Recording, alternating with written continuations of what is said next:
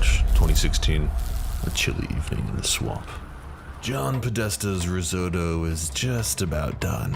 He just needed to add another quarter cup of stock. Slowly, of course. Out in Rat City, Democratic primary was in full swing. Hillary was riding high. The bitch had it in the bag. This was her story now. But just as John was about to grate the Parmigiano Reggiano, a ping.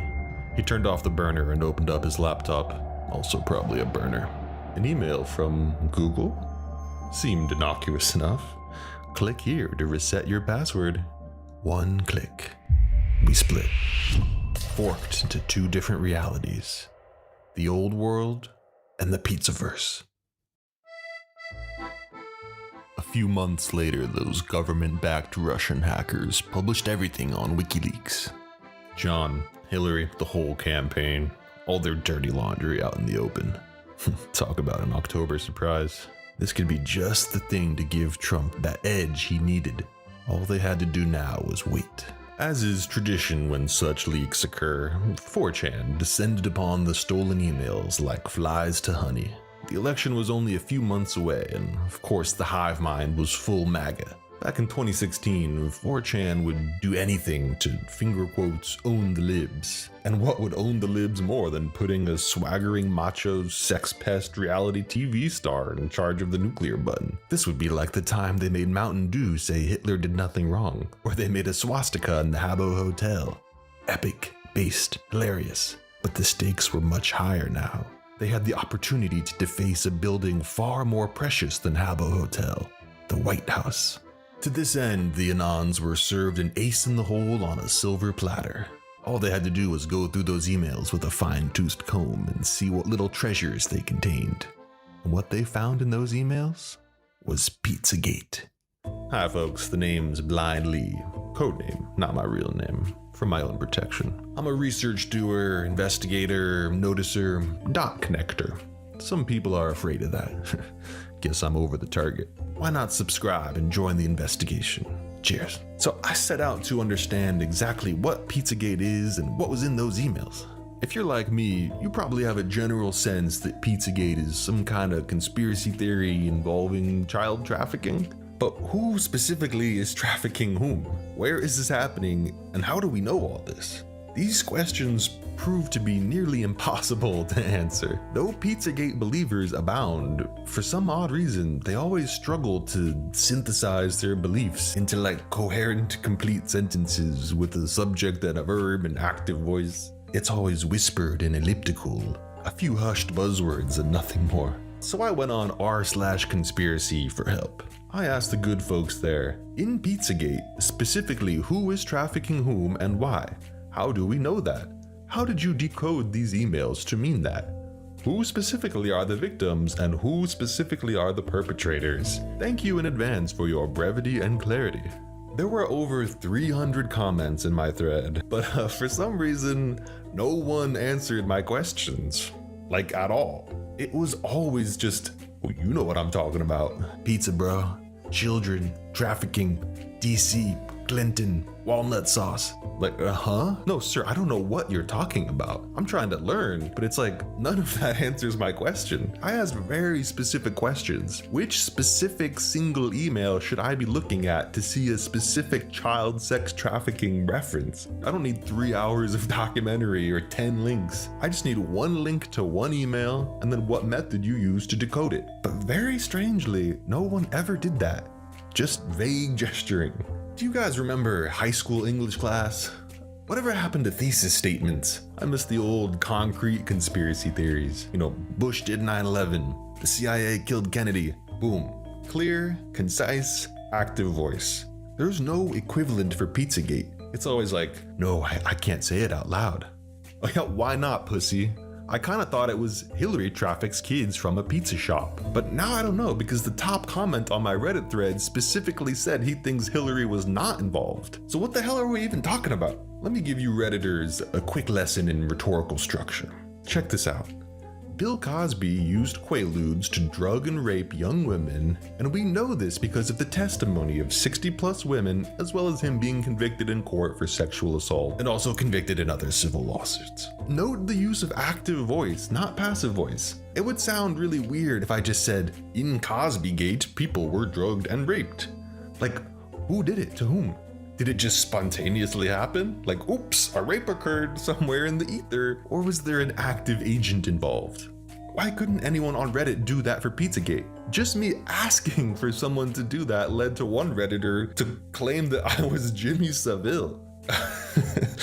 I mean, I'm not British and he is dead, so And the mods ultimately even permanently banned me.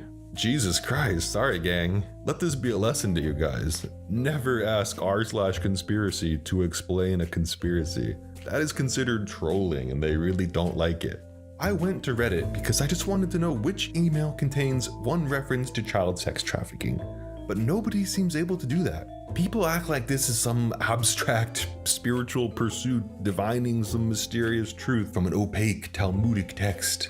But no, this is a pretty cut and dry binary thing. These are business emails from within a political campaign, not the Voynich manuscript. Do the emails contain references to child sex trafficking or not? If so, which email? Is there an email that says, yo, Hill Dog, we just bagged and tagged another baker's dozen kids from Rio. Gonna be a bloody sacrifice tonight. See you there, babe.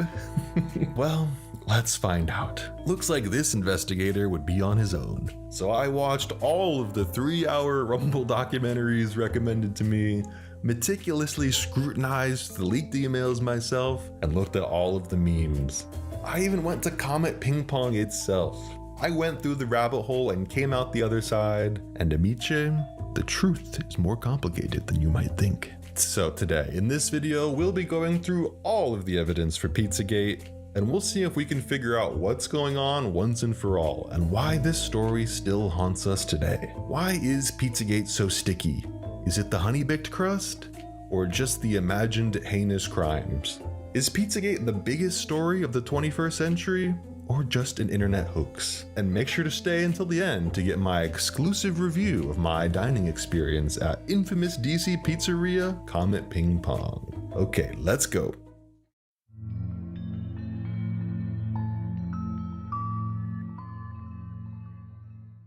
Okay, so after watching all of the 3-hour documentaries, I was very disappointed to learn that they were all equally as vague and spooky and lacking an active voice and coherent thesis statements as the dudes on Reddit. Just listen to these Pizzagate documentarians struggle to define Pizzagate. Pizzagate is not a theory, or it shouldn't be a theory.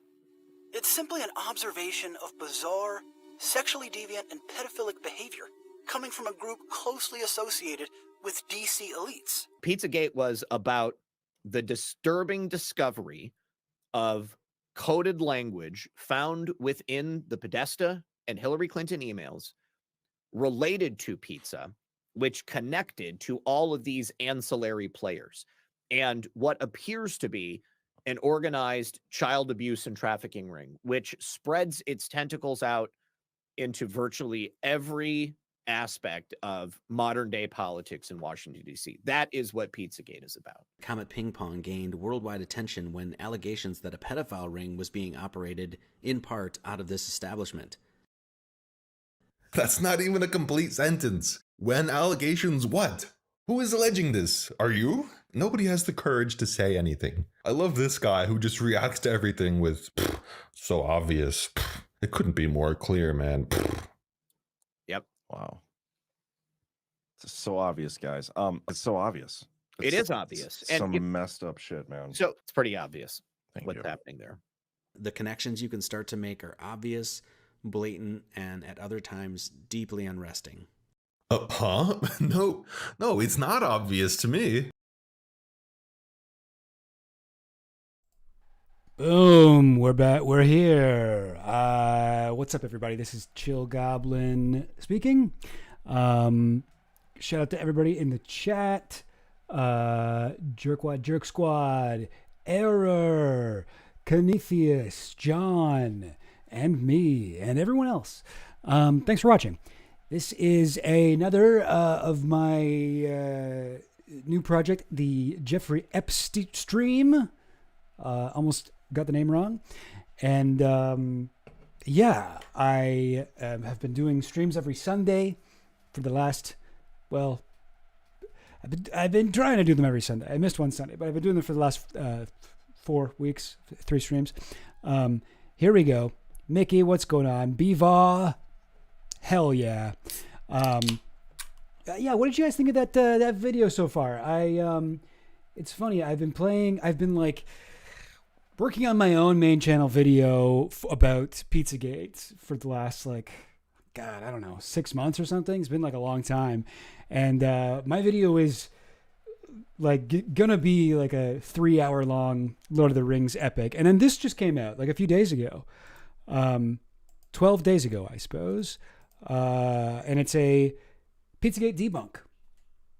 I thought it was really good. And it's this guy, Blind Lee, he's only got 146 subscribers. So like very undersubscribed. He does like a really good deep dive, like very thorough debunking of Pizzagate, goes over a lot of the different things. Yeah, highly recommended. I don't know. If you like the kind of stuff and he's got a little animated, I want to say Invisible Man sort of character here. Blind Lee. I don't really know. Yeah, he's doing like a little bit of a VTuber thing where he's, what is this character supposed to be? Oh, he looks like he hosts a talk show or something. Yeah. That looks about right. Anyway, yeah, it's a good Pizzagate video. Pizzagate is, as I think he puts it, the mother of all modern conspiracy theories. I mean, it is directly the mother of QAnon, which is the big, all-consuming, big tent conspiracy theory that invited everyone to have fun. I haven't got any comments. Oh, actually, I did get one comment from before I started the stream. Can I be the first to ask you to turn up the volume on your mic? But I haven't got any since then. So I'm guessing we're good, right? Feel like that means we're okay. Is that what that means? Negative man. Not sure what. I don't know what that is, but I assume it's something cool. Anyway, yeah, gang.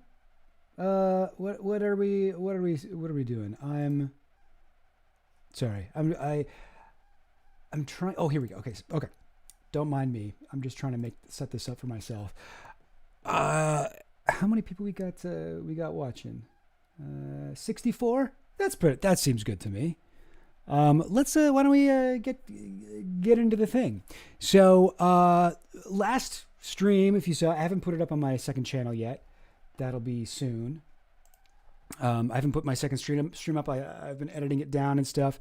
I went over the claim that Jeffrey Epstein did not kill himself. The PDF file did not unalive himself, as I am forced to say in order to not get demonetized. But whatever, I just say the words anyway. I'm new to this, so hopefully eventually I'll figure out what I am and am not allowed to say. For now, whatever. I'm not gonna put it in the video title, but I'll say it on stream.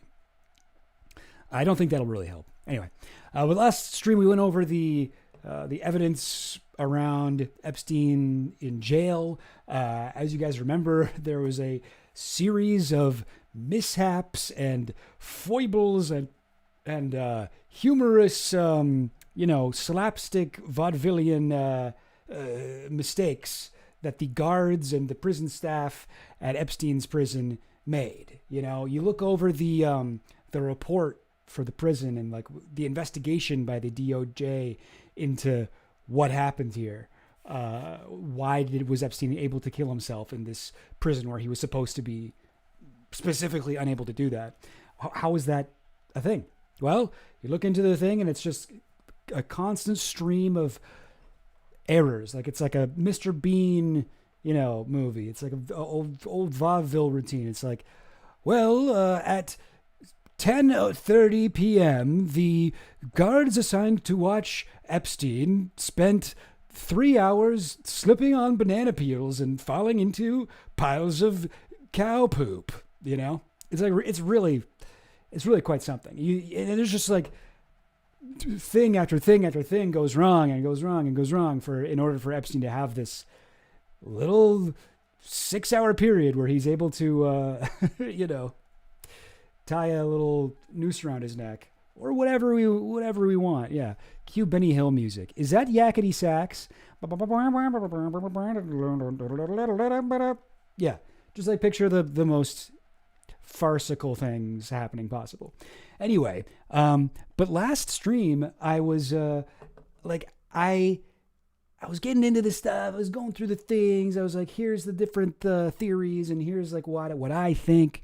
I ended up definitely more on the side that, yes, I think Epstein did kill himself, but I think he was able to do this through a coordinated effort behind the scenes, and like somebody was helping him out. Somebody was making sure the cameras were turned off. Somebody was making sure the guards were asleep. Somebody was making sure yada, yada, yada. That's sort of where I fall in the conspiracy theory thing.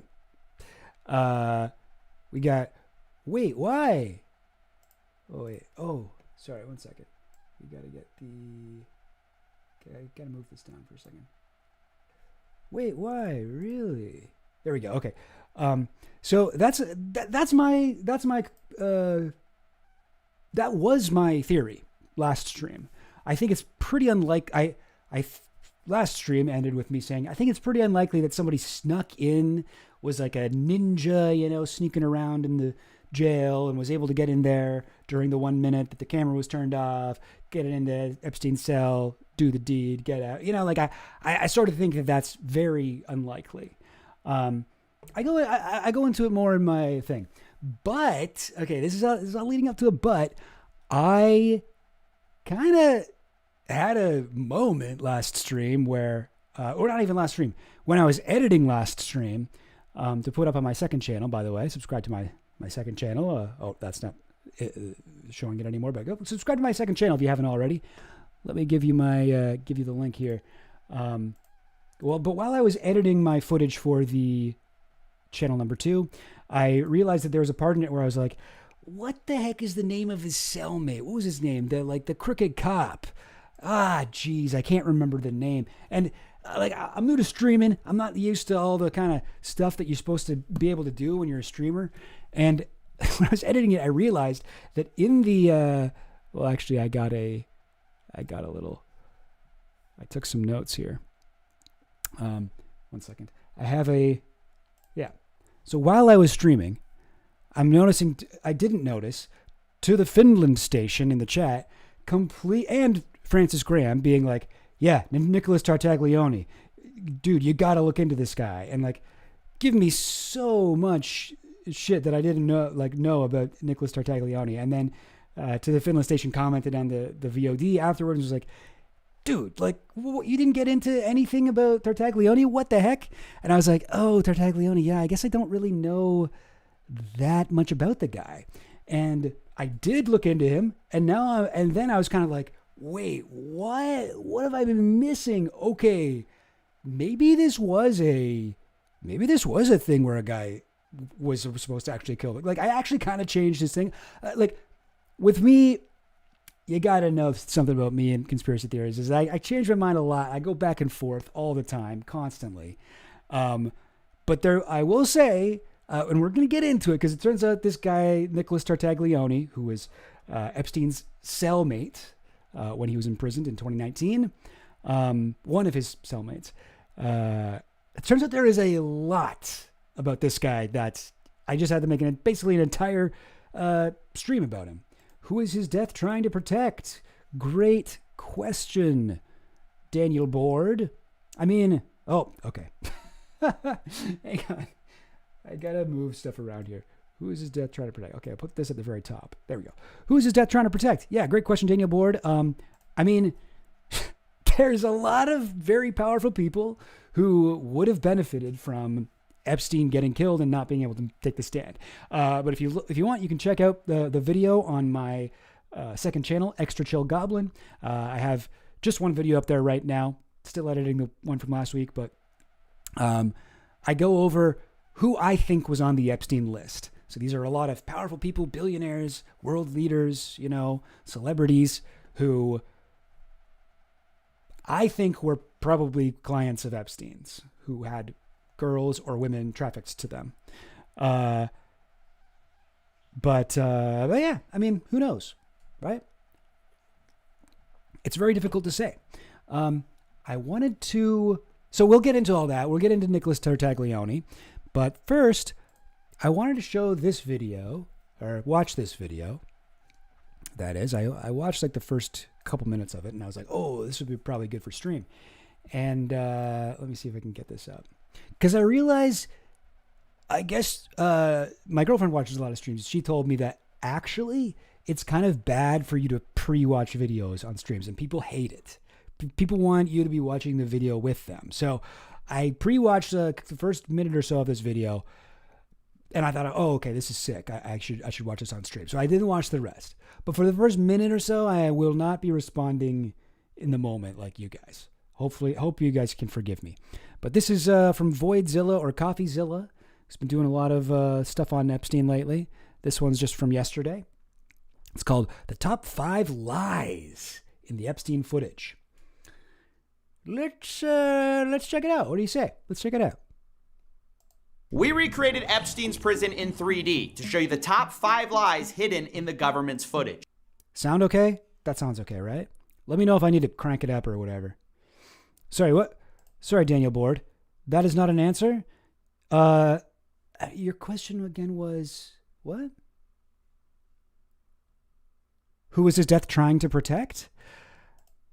I mean, I don't know, but there are a lot of powerful people who it could be, right? There's Donald Trump, who was the president at the time, although I find that a little bit, okay, thanks guys, sound is good, love that. But I find it unlikely that it was Donald Trump, because Donald Trump has been very happily talking about somebody killed Epstein for a long time, including I think the day after Epstein died, he retweeted a tweet that said that he'd been murdered.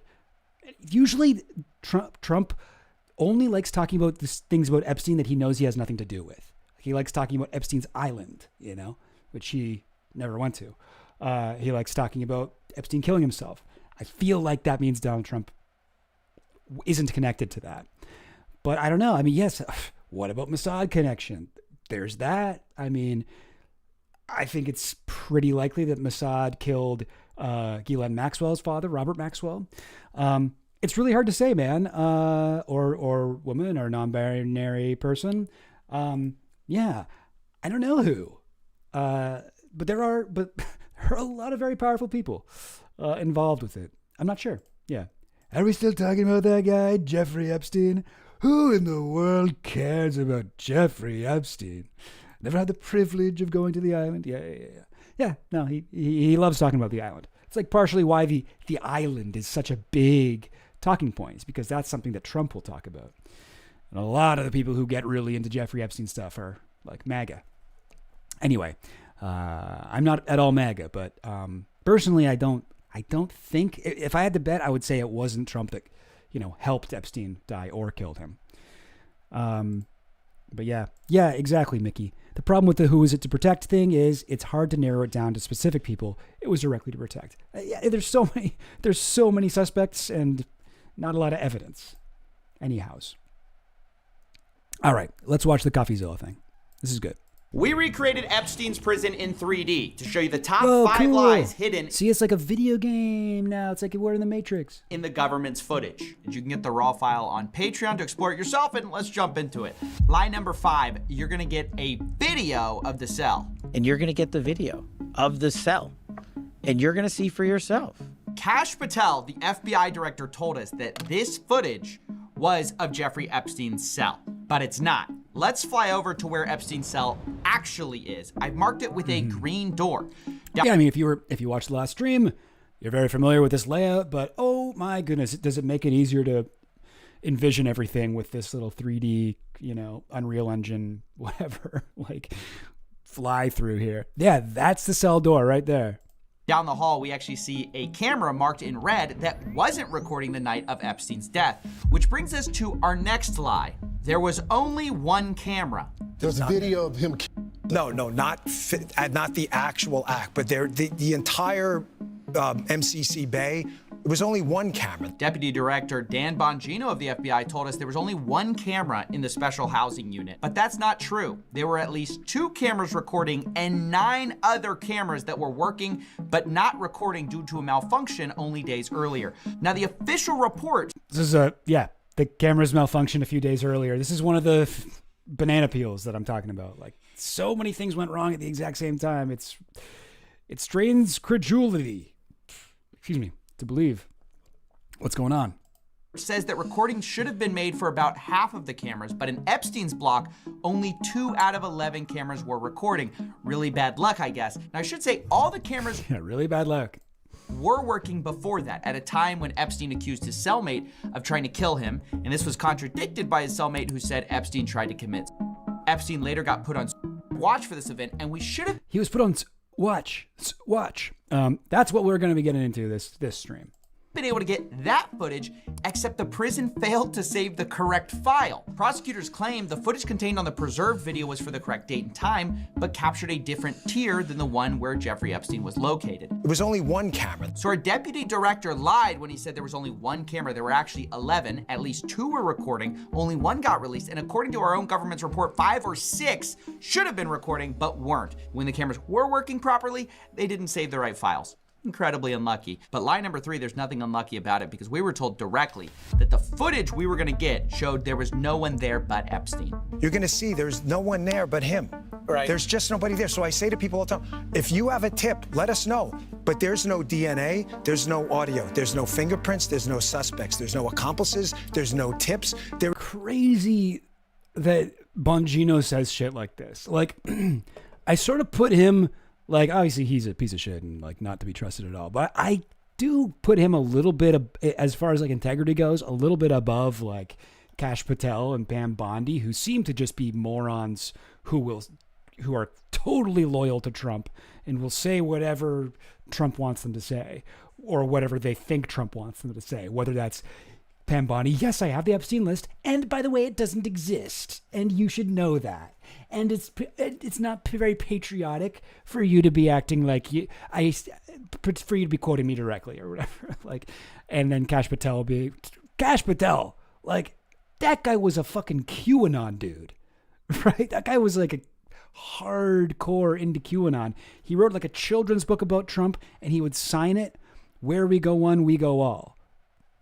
For him to be going from QAnon pilled to like, oh, by the way, there's nothing weird about Epstein. Stop asking questions. It's over. As you know, like, that's fucking crazy.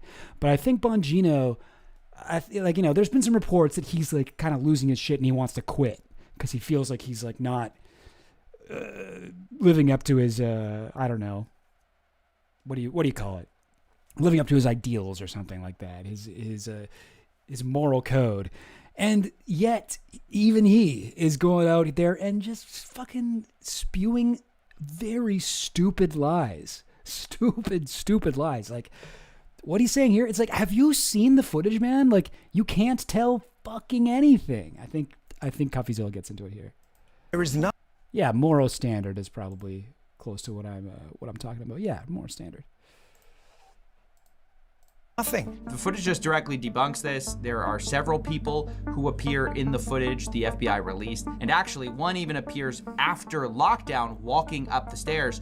The government's report at first called this laundry, but independent experts agreed, according to one analysis by CBS. At 10:38 p.m., the report says someone, probably Noel, carries a bundle of bedding or clothing up the stairs. It's a rare instance the video does catch movement on the stairs, but barely. Let's see that zoomed in and in slow motion again. Several of the video forensic experts we spoke with were skeptical about the report's conclusion and thought that the video could be showing an inmate walking up the stairs. Yeah, I think that what we were able to gather from the report and the video and like some speculation we looked at online, I think that's the person bringing linens. I don't think that's an inmate. Inmates aren't supposed to be out at like, I think that was at like 10:40 or something like that. I believe that's somebody bringing the orange linens, which is weird because when Epstein's cell was discovered, it turned out that he had way too much fucking, he was just full of orange linens. Like he had way too many. And he hung himself on a little strip that he cut off of one. So I don't know what's up with that, but yeah, exactly. Stop me if I'm getting too paranoid, but laundry? I've heard of money laundering, but sheet laundering? What? Authorities say this was the last time anyone approached his cell block until his body was discovered the next morning.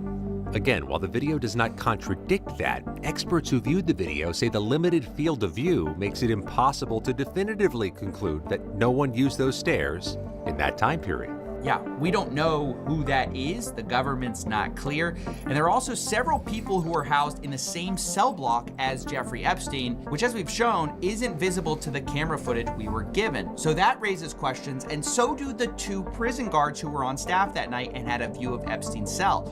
Both were charged with falsifying records on the night Epstein died, specifically with them lying about completing mandatory rounds to check on Jeffrey Epstein the night of his death, despite a posted warning that read mandatory. One of my favorite notes from the report. It was like, this was on the guard station where you could sit there and you could see Epstein's cell from the guard station.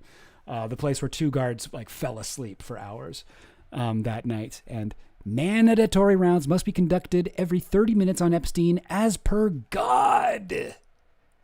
Almost sounds sarcastic. Mandatory rounds must be conducted every 30 minutes on Epstein as per God, but they did not do that. Instead, they appeared to fall asleep, according to the OIG report, and occasionally browse the internet, where one guard, quote, read a news article about Jeffrey Epstein. So it's just a total lie to say there was no one there but Epstein. And yeah, there's a whole, like, the report has, like, all this stuff that the guards were looking at while they were supposed to be monitoring Epstein, and it's like, they looked up articles about Epstein, but then they were also, like, you know, shopping online, and yeah, they did get fired, but aside from that, they didn't go to jail or anything. No possible suspects. You have several inmates shown on the camera the night of his death. You have one walking up the stairs after lockdown, and you also have guards that just falsified records. But this all brings us to lie number 2, the second biggest Pinocchio, and that's where they told us we're going to get the raw footage. You know what, Ross? I would love that. I think I saw you talking earlier that you are suspicious that Epstein is even dead. And listen, guys, this goes for anyone in the chat. If you have information that I haven't seen, or if you have like another theory, please share it. I live for this shit. All right, let's get down and dirty here. Let's go down the rabbit hole. All right, let's go all the way down. I like Breaking Points. I don't watch like all of their stuff, but that's cool. They've done 2 interviews with a guy who stayed in the prison a year before Epstein died. That sounds very interesting. Yeah, I mean, I've seen the ear thing. That's sort of a classic conspiracy theorist thing where they'd be like, Obama is Osama. Look at Obama's close-up of Obama's ear next to Osama's ear. It's the same ear. Look at the curves and crevices. And personally, I don't find that super convincing, but I'd be happy to look at whatever. But hey, yeah, nothing's impossible. Yes, exactly, Pompano. Exactly. Let's keep going. So we know there aren't shenanigans. We are working on cleaning it up to make sure you have an enhanced, and we're going to give the original so you don't think there were any shenanigans. So yeah, I don't think I need to explain why this is one of the most brazen lies. We were told we'd be given a modified and the original footage. Instead, what we got are 2 modified videos because both were edited in Premiere Pro. Now, it isn't clear exactly what was edited, but expert forensic analysts who spoke to Wired said the footage wouldn't stand up in court, had 1 minute, no wait, actually 3 minutes missing, and now there are reports that the DOJ has the full footage, but just hasn't released it. And a government source is alleged to CBS News the FBI and other agencies are in possession of the full, unedited footage. And that brings us to the final point, the final biggest lie of all, and that's a direct quote from the DOJ memo about what the footage even shows. And it says this, quote, anyone entering or attempting to enter the tier where Epstein's cell was located from the SHU common area would have been captured by this footage. The government's entire case is built on this lie, and it's like, that is so brazen. Like, that's so simple to see that that's not true. that's why it's the biggest, because their whole case for saying no one could have reached him is the idea that this one camera angle shows everything. But let's put Maxwell in our 3D twin and have him walk up the stairs. First, we'll put him on the left side of the staircase, and as you can see, you can barely make him out. However, I love like how much effort went into this. I tried to show the exact same point on my last stream, and I was like, yeah, look, you can only see like a tiny little fraction of the staircase if you just lean on the other railing. And then CoffeeZilla's like, no, but I need to do this in 3D. if we put him on the right side of the staircase, you'll find that you can't see him at all. He's invisible from our view. So there's just obviously a blind spot here, which, by the way, the government already knew because they already admitted in a previous Epstein report, saying that this camera angle specifically was a, quote, partial view of the L tier stairway. So it's not a full view. You can't see everything. And as you can see in this excellent CBS investigation, you could actually access this stairway and Epstein's cell from a doorway invisible to the camera. But with the primary entrance here, the pathway from the entrance to the stairs is completely out of view of the camera. Yeah, that's right. You could access Epstein's cell. Yeah, you could get in through that door, get up the staircase without being seen by that one camera in the shoe. Our replication of the prison shows the same conclusion. If we have Maxwell walking from the shoe entrance to Epstein's cell, we can't see him from this camera angle, even though if we make the walls transparent, obviously we can see him, but in the raw footage, we'd have no way of knowing if somebody walked this direction. Such a weird way to put that, but yeah, no, I see what you're saying, CoffeeZilla. If you had Superman vision, you'd be able to see him, but no, not right as it is. This painstaking recreation of the special housing unit can put to bed the top 5 lies from our government. Oh, Eric, your comments keep getting erased? That's odd. Weird. Can no one say Epstein? That would be so funny. About Jeffrey Epstein. 1, we didn't get a video of Jeffrey Epstein's cell. We got a camera that can't see it. 2, there wasn't just one camera, there were 11. 3, the footage shows way more than just Epstein. 4, we didn't get raw footage, we got modified footage. And lastly, there are blind spots on this camera. I mean, it's just perfectly clear, and the government has previously admitted it. This, of course, doesn't mean, I have to say, that Epstein definitively himself, but the government is only adding fuel to the fire when they put out statements that are directly contradicted by their own video. The best you can say is this is either extreme levels of negligence or deliberate incompetence to cover things up. The most honest thing you can say at this point is that we don't have definitive evidence for the night Epstein died, one way or the other, that has been released. The evidence we do have has been modified, does not say what they say it says, and all of this makes it impossible to know 100% what has happened. That is not a conspiracy. That's what the government's own evidence actually shows. Now, as I said, we'll make the 3D version of Epstein's housing unit available on Patreon.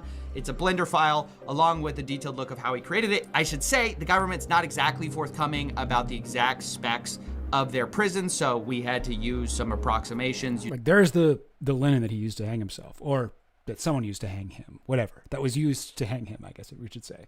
Partial suspension hanging. Using the photos provided and taking measurements where we could, but as I said, our conclusions match up with the government's from years ago. So I think we're on safe ground there. That's basically it. Thanks for watching. Self. You want me to get, I've seen the whole file. Okay. Can we just appreciate how insane? Oh, so I think we're on. I've seen the whole file. Where is it? Thanks for watching. Kash Patel looks so crazy all the time. What a lunatic. Anyway. So yeah, I thought that was great. I like that he made the 3D thing that you can zoom around, because it is kind of hard to really conceptualize what you're looking at through that camera. Where's the cell? Where are the guards sitting? I thought that was really cool. So yeah, this is where they decided to go for it, go with it. They, as in, the Trump administration. Very unconvincing. Like, honestly, they really did fucking negative PR work. Like they were trying to get people to stop talking about Epstein. They're like, look, we'll give you shit. But then they couldn't help themselves from lying and obfuscating and exaggerating the evidence that they had and saying, see, look, this proves there's nothing weird going on, when it absolutely does not prove that. Yeah, that's what we're looking at. And it's quite hilarious, you know, in its own way. Like, it wouldn't have been that hard to do this right. Yeah. Cash would tell me the sky's blue and I'd be rendered skeptical. Yeah. If Cash Patel told me that I had a nose, I would grab my face to see where it must have fallen off somewhere. But yeah. Danny the Board, whether he killed himself or he was killed, why does it matter? I mean, what does anything matter in this crazy mixed up universe of ours? You know, we have all kinds of stuff going on at all times, and we're just a little insignificant speck or whatever. But personally, I find this pretty interesting. I think one way though that I think I totally agree with you is whether he, you know, killed himself with the help of some shadowy, you know, powerful group, or if he was able to have somebody come in, or if he was able to, or if somebody came into the cell and killed him against his will. Either way, I do think that there was coordination involved from an unseen source, and in both cases, like that's a conspiracy. So in my view, it doesn't quite matter whether he killed himself or he was killed, because that could, either way, it could still be coordinated. But if, like, I think it's unlikely. I mean, I guess the other possibility is he killed himself and no one helped him at all, and he did it completely on his own. That's also possible. I can see that being the case as well. But that would be much less scandalous. That would be much less interesting. There wouldn't be anyone tied to it. It would just be a one-man, you know, solo operation. I think I maybe see where you're coming from here. And like I was saying in the last stream, I do think it's a problem where the slogan of the, you know, Jeffrey Epstein kind of interested movement is Epstein didn't kill himself, and it sets up this binary where you have either Jeffrey Epstein did kill himself, in which case nothing weird happened at all, everything's above board, or he didn't kill, somebody murdered him, and that is the case where there's a whole conspiracy that we need to be talking about. I don't think it's binary like that. And when you get that, when you create that binary, when you set up that binary by making the whole slogan, Epstein didn't K asterisk himself, then you see like, you know, MAGA people being like, oh, he definitely got killed. Oh, it was Hillary Clinton, and all these like meme photos of Hillary sneaking into the prison and like AI, whatever, stuff of that. And on the other side of it, you get all these liberal like cuck, all these like cuck publications being like, conspiracy theories still abound, even though the coroner, the official autopsy report says he absolutely did just kill himself. Like, no, man, like that doesn't mean there wasn't a conspiracy. That doesn't mean, like, you know what I'm saying? Like, it's not like there's, whether or not he did it himself or if somebody did it to him, neither way does that disprove that there was something else going on. And yes, Russ, assuming he's dead. Russ, did you find that link? I think, was it you that was looking for the link? Yes, I think it was. Okay, no, I didn't see it in there. But if you find it, please toss it in. I would love to get into that stuff. But I hope that makes sense, guys. I think I made my point fairly clear. But hey, listen, like I said, last stream I did not pay attention to the chat at all, and people were like really helpful, and I just completely ignored it. So this one, I'm gonna try and watch. I'm going to try and watch what you guys say. I'm going to try and be like, oh, good point. You know what I mean? I want to be one of those guys, you know? I want to be good to you. I want to treat you right. Now, let's get into some stuff. Oh yeah, Jasp. It really does give me hope that for at least some Q-pilled MAGA people to snap out of it, if not most, but some.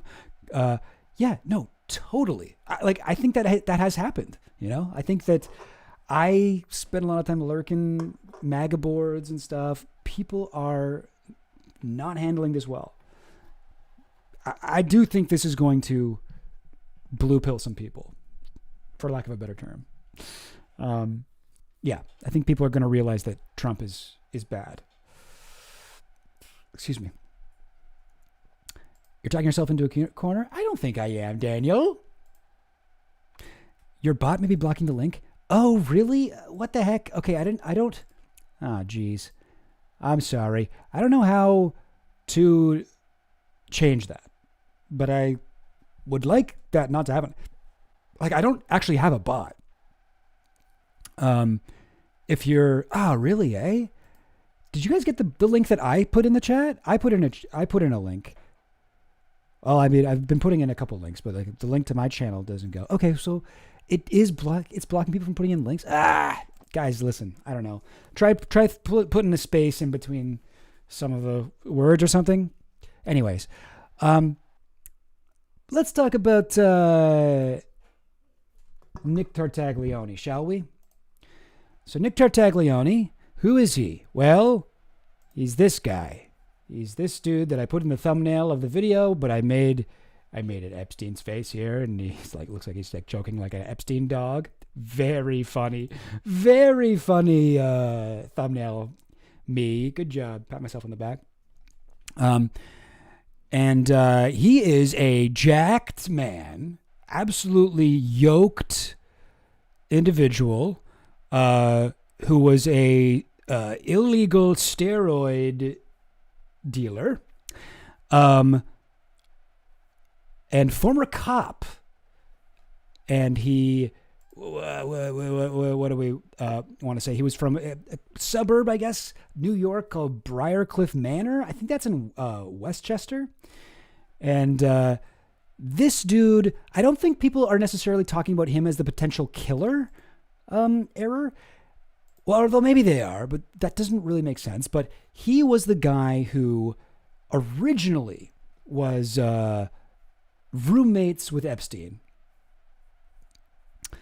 What's the funniest picture of him? Let me try to. Oh, definitely that one. Where's that one? There it is. Yeah. Look at this dude. This guy. I think this one's the funniest because he has the smallest dog. Anyway, this is the guy who Epstein gets. He's 1 minute he's living in his beautiful Parisian mansion. He's got butlers and shit. He's got a private jet. He flies into town on his jet, gets off it in New York, arrested. Then he's in a room with this dude. He's in a very shabby little prison cell, horrible conditions, roaches, rats, mice. He 1 second he's hanging out with the toast of the town, Prince Andrew, Alan Dershowitz, the coolest guys around. And then he's face to face with this guy. It is that is funny, right? I just, yeah. He looks like Vin Diesel. He looks like a cross between Vin Diesel and The Rock. Not The Rock, but an actual literal rock. This guy's unreasonably jacked. But he's a steroid drug dealer. He sold steroids. So before we even get into any of the this other stuff, I'll get into the stuff with Epstein, but let's take a little minute to get to know our boy Tartaglione. It's Tartaglione. It's not Tartaglione or Tartaglione or whatever. It's just Tartaglione. I heard him pronounce his own name. I was like, oh, Tartaglione. Okay, so that's how you say it. He was. Does this article have it? Well, one interesting thing. So this is another guy, Martin Luna. He killed 4 people. He's a crooked cop or whatever. Okay, now I am getting message retracted from error. I'm sorry, guys. I don't know why this is happening. I wish that there was a way for me to fix it. But yeah. Well, yes. I mean, this is my opinion. Oh, I should put this up on top. 1 second. Yeah, this is my opinion for sure. Let me know though if you disagree. I'm happy to look at counter evidence. But it's my opinion that this guy is also extremely jacked. But this guy apparently owed him money for drugs, cocaine or something like that, and I don't know. Went over to his to Tartaglione's brother's bar, Liquid Lounge. Okay, I gotta get into the. I gotta get into this stuff. Oh, this is not exactly what I'm looking for. 1 second. So he had here we go. He had 2 friends, okay, Tartaglione, and they're also both horrifying piles of muscles. Here's one of them, Joseph Biggs, who was a bodybuilder, and he met Tartaglione in the Rockland County gym scene and would buy steroids from him.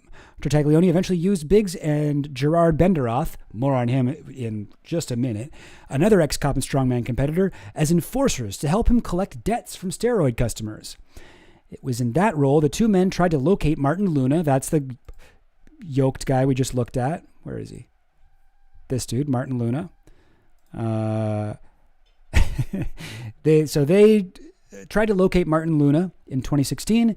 Luna had claimed he was double-crossed by Texas drug dealers when he gave them $270,000 to buy an additional round of cocaine after the first 7 kilos Tartaglione and Luna paid for were sold in Florida. But Tartaglione decided Luna had stolen the money himself. So, seems like, I mean, listen, I don't want to make any stereotypical kind of assumptions about people who use steroids, but it seems like Tartaglione is a little bit quick to anger. Seems like he's not necessarily the brightest criminal. And it seems more like he's just sort of oh no, I don't believe you. You know what I mean? That's my impression of Tartaglione going crazy. So he lures him to Liquid Lounge. Well, actually, before we get into the whole quadruple homicide thing, I do want to introduce the other dude. This guy is really quite something. So of course we know Joseph Biggs. All right, Joseph Biggs, security guard, bodybuilder, yada yada yada. The other guy, his name was. What was it again? It says down here, Gerard Benderoth. Crazy name. And what can we say about him? Well, here's a picture of the guy. He's a former strongman. I think he was listed one of the strongest people on earth. This guy. Very, very strong dude. He's lifting 6 tires. That's a lot of tires. That's more tires than I could lift. I don't know about you. Let me know in the chat if anybody could lift more than 6 tires. Here's some stuff about him. Oh, also, I forgot to mention, I'm not going to support the New York Post. His nickname was White Rhino. And when it says white, his nickname has white in it. Apparently, I was doing some searching. Apparently there's another famous bodybuilder named White Rhino. But for this guy, the emphasis was on white. The emphasis was on white. White Rhino Cop. So here's an article from New York Post. White Rhino Cop had racist lawn ornaments in front of his house. So he had these black people. Or there's a horrifying painted black person with a watermelon in front of his house. And this is just a whole thing about how he's a little bit racist. But I mean, it goes beyond problematic lawn ornaments. Here's another photo of the guy. He's got an Iron Cross tattoo. That's a Nazi tattoo, right? I think. I mean, maybe you love Jesus and you're bad at shapes or something, or I don't know. Maybe it's a reference to something else. But that tattoo combined with the racist lawn ornaments, I feel I don't need to really you don't really got to give him benefit of the doubt here. And then on top of that, he's also got this tattoo, which is also a little bit of a Nazi tattoo. That black bird, apparently. So yeah. So this is the White Rhino. This is the other guy. So what a ragtag group of what do you call it? Unlikely friends. Let's say unlikely colleagues, work friends, acquaintances. We got a Nazi ex-cop bodybuilder. We've got a Italian ex-cop bodybuilder, and we got a where is he? There he is. And a black guy security guard bodybuilder. The three of them, they are the guys who did all these murders. Just a bunch of friends. Now, let's talk about the murders because it is insane. Yeah, maybe I can go. Yeah, here's like the timeline. So 4 men from the Middletown area, Martin Luna, Miguel Luna, Urbano Santiago, and Hector Gutierrez disappear. Yeah, so it's these 4 guys. Martin Luna was the main guy. It was the only guy that they really wanted to kill. And I don't even think they really wanted to kill him. He owed them money that it seems like there was a reasonable explanation for why he didn't have it. But Tartaglione told Martin Luna to meet him at Tartaglione's brother's bar, Liquid Lounge. A bar in Chester because Luna owed the money for a drug deal. But Luna, not knowing that he was about to be murdered, brought along 2 of his nephews, these guys, more Lunas, or Miguel Luna and Urbano Santiago, and his friend, Hector Gutierrez. The 4 of them got to this bar where Tartaglione strangled Martin Luna with a zip tie at the bar.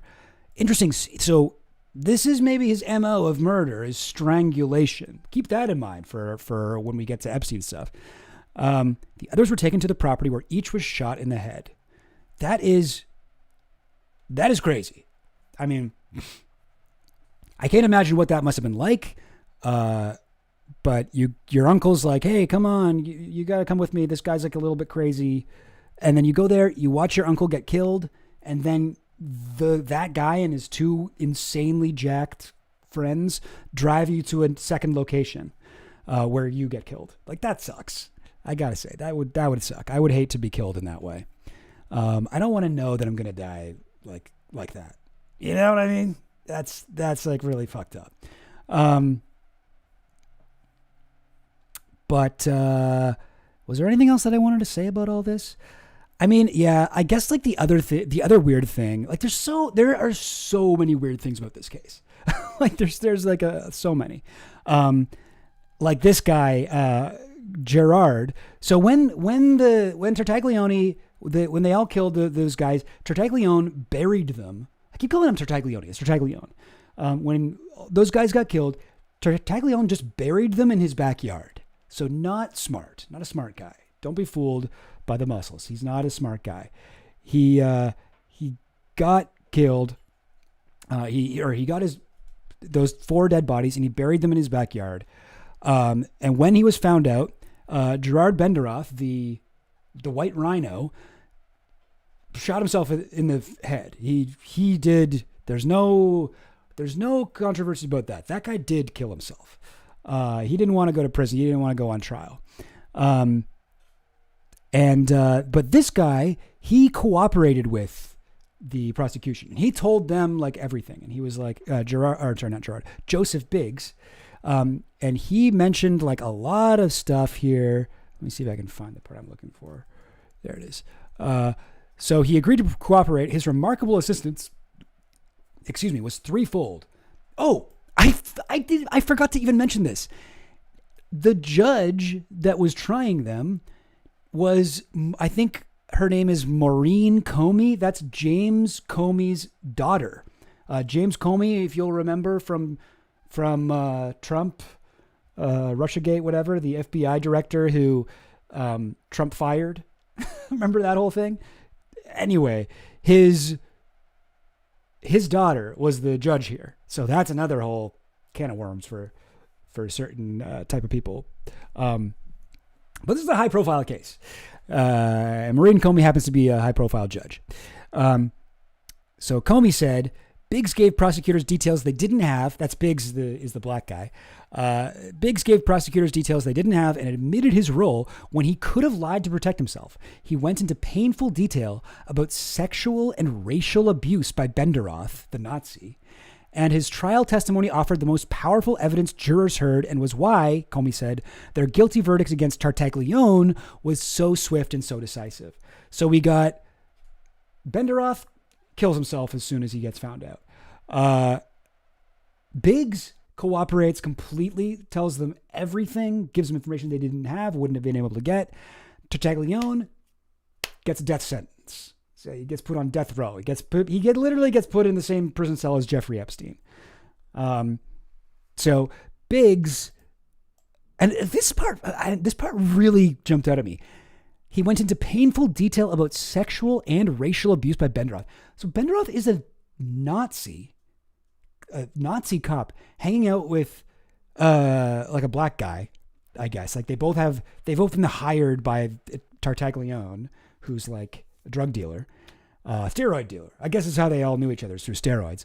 But like, man, sexual and racial abuse. Like racial abuse, obviously this guy would do that, but sexual abuse, I mean, I guess a lot of racist guys are kind of obsessed with black men's sexuality. Anyway, that part is weird. That part is just one of many weird details here. I don't have any more information about that, but just to paint the full picture here.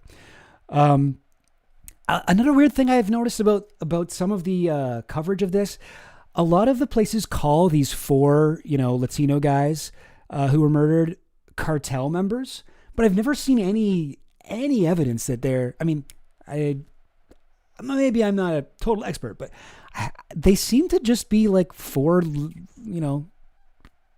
Latinos, like, I don't know that they had I don't think that they were actually cartel people. I think that that's just what people assumed because they were involved in a fucking drug murder. Anyway, I don't know. I could be totally wrong. Maybe I'm being too woke, but I found very inconsistent descriptions of them across different articles. I can say that for sure. Anyhow, yeah. Was that this one? I don't know. Is this interesting? There's also the fact that Nazi buddy was a wait, where'd it go? What the heck? I'm sorry.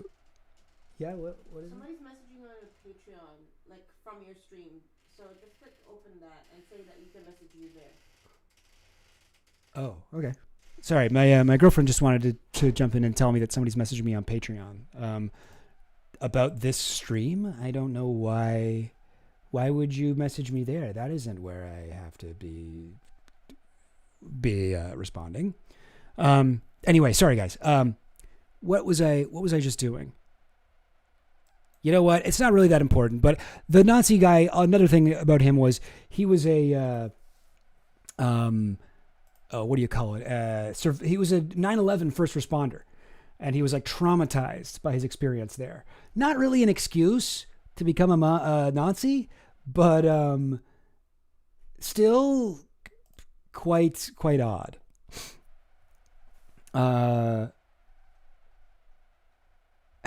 Yeah, we're very strange.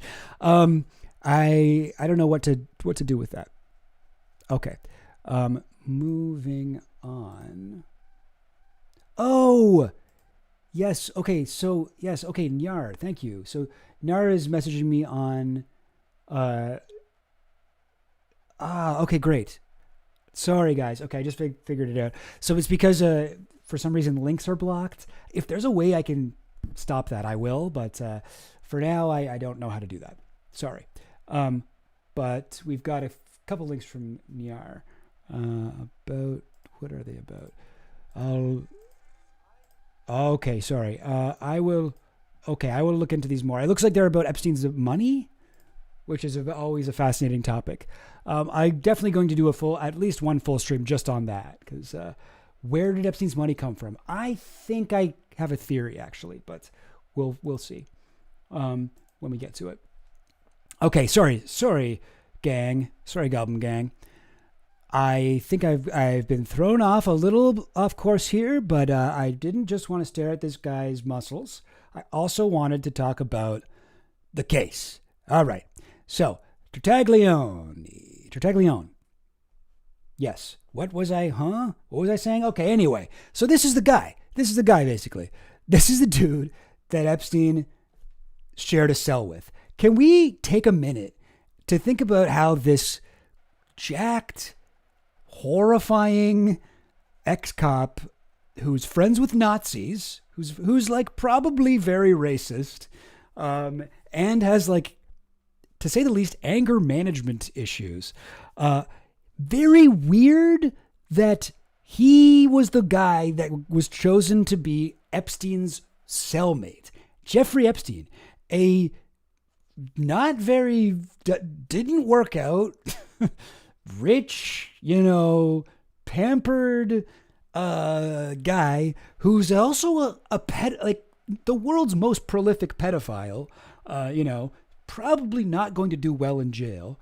And they pair him up with this guy. That's weird. That is odd. I do want to go to the, where is it? Okay. Actually, I should get it. I should mention this. So right before Epstein, so this is a part of the conspiracy theory too. Right before Epstein was imprisoned, Tartaglione was found. He was in the gen pop, I guess, of the prison, and he was found with an illegal cell phone. He had a cell phone with him, and because he had a cell phone, they moved him from gen pop into the SHU, into the solitary housing unit, whatever it's called. I don't know, not that, but whatever SHU stands for, and moved him in there where he became roommates with Epstein.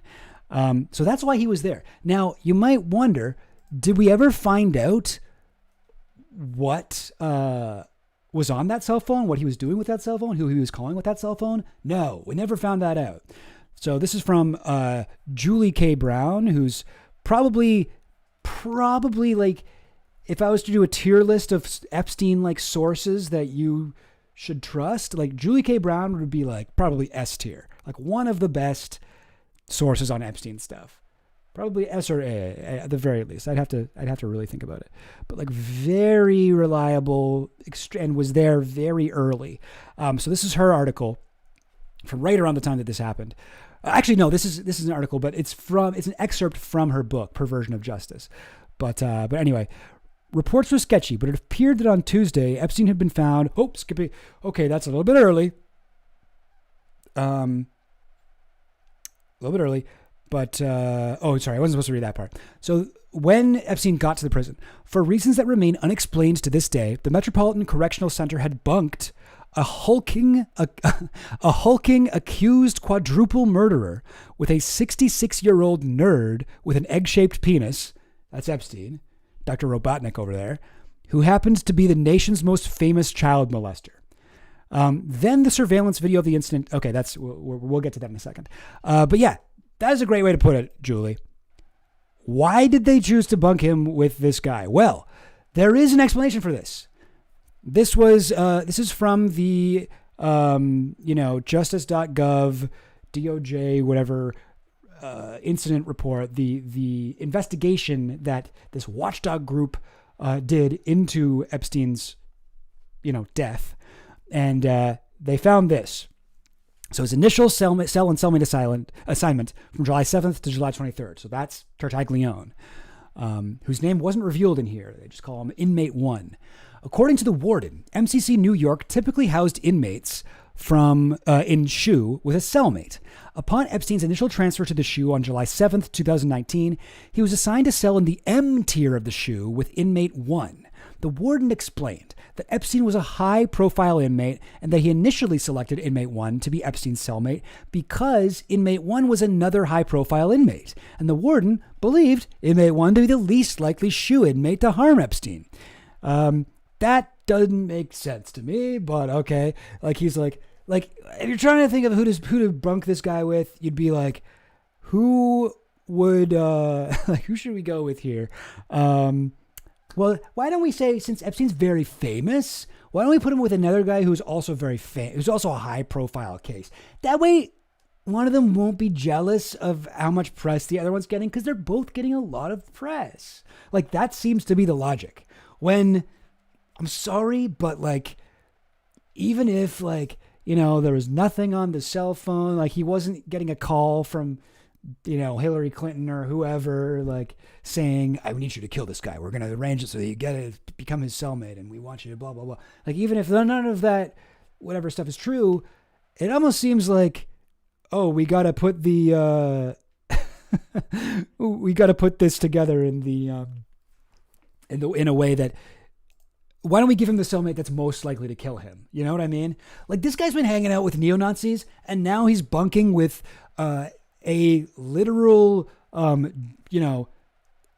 elite Jewish pedophile. You know what I mean? Like, I don't know how to put it. It just seems like this was a weird choice. This is a weird choice, and their reasoning seems to be they were both famous. So, hey, maybe they're just very dumb, these guys. But anyway. Oh, motion approved, Niar.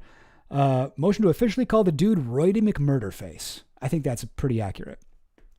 Also, hello, internets. Thank you. What a great neg. Wow. Are you using 2010 pickup artist techniques on me? Wow. It's working. You're too handsome to have such a 60s unshaven long hair look. Oh, Kian, girlfriend here. Yeah, this is my girlfriend, everybody. I guess the cat's out of the bag. Okay. So we will, is there a way that I can make you like a mod or something, by the way? I don't know if I can do that. Sorry, I don't understand computer. All right, we'll figure that out another time. So yeah, that part's weird. Moving on then. I think, yeah. So here's an article from the New York Daily News, and it goes into, I guess, Jeffrey Epstein's sort of last month in prison, according to some of the inmates around him. Before he died by suicide, Jeffrey Epstein got an early taste of hell.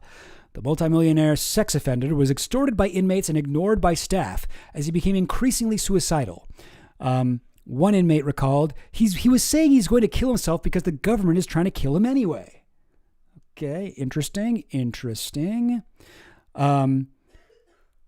This was the guy who, Efrain Stone Reyes was the guy he shared a cell with after Tartaglione, but cellmate during the first period he was in prison was Nick Tartaglione, former Briarcliff Manor, Westchester County cop facing the death penalty. An inmate said he heard Tartaglione tell the perv not to kill himself in his presence. So this is something that's another inmate overheard Tartaglione tell Epstein. Listen, don't do that shit in here. I'm going illegal. Do it on your own, the inmate heard Tartaglione tell Epstein. Legal refers to visits with lawyers in private rooms at the jail. All right. Now I think it's time to get to the incident on July 23rd. The incident involving our boy Epstein on July 23rd. So, July 23rd, Epstein's in jail. At 1:27 a.m., middle of the night, correctional officers responded to Epstein's shoe cell, where they found Epstein with an orange cloth around his neck. Epstein's cellmate, that's Tartaglione, told officers Epstein tried to hang himself. Medical staff examined Epstein, observed friction marks and superficial reddening around his neck and on his knee, and placed him on suicide watch. BOP, that's BOP, policy requires that inmates identified as suicide risks be placed on suicide watch until no longer at imminent risk. The BOP uses a less restrictive monitoring form called psychological observation for inmates who are stabilizing but not yet ready to return to a housing unit. Epstein was removed from suicide watch on July 24th, but remained under psychological observation until July 30th. Okay, so this was Epstein's first, quote, suicide, quote, attempt. This was not what killed him. He was still alive after this. But he did have an orange cloth around his neck, and he was supposed to be put on suicide watch after this, but I guess they didn't put him on that. They put him on psychological observation. But then he was totally removed from suicide watch on July 24th, which is the next day. Yeah, the day after this, they removed him from suicide watch, which seems crazy too. That like this is another banana peel. This is another wacky thing that happened. Epstein first told MCC New York staff, it's the staff of the prison, he thought his cellmate had tried to kill him. So the first thing he said was, Tartaglione did it. But later said he did not know what occurred and did not want to talk about how he'd sustained his injuries. Weird. No, I don't want to talk about it. It's like, okay, well, you seem to be about to die. What do you mean? Epstein also later asked if he could be housed with the same cellmate. This part is the weirdest part to me. The Epstein, he didn't just, first he's like, no, I didn't try to kill myself. It was Tartaglione. And then later on, he's like, I like that guy Tartaglione. We're friends. That is odd. That is odd. That doesn't make sense to me if Tartaglione really did try to kill him. I mean, unless he really did try to kill him, and then Epstein was like, and now I actually do want to die. I want to give him a second chance. Another inmate housed in the same, so this is from the official report. Another inmate housed in the same shoe tier told the OIG that he heard Epstein's cellmate call for assistance, and that Epstein's cellmate told him that Epstein tried to hang himself from the bunk bed ladder. And that is the same way that Epstein eventually did actually die. The same way. Disciplinary charges against Epstein for alleged self-mutilation were not sustained due to insufficient evidence. So I guess that would mean that's why they didn't put him on suicide watch. It doesn't make sense. Does not make sense to me very much. How do you redden your knee after a suicide attempt? So yes, I do have more information on this, I believe. Does it say? Yeah. Superficial reddening around his neck and on his knee. But yeah, we can get into that too. Here's another fun little thing. Oh, I'll go to my YouTube page. But keep that. Put a pin in that for a second, Yar.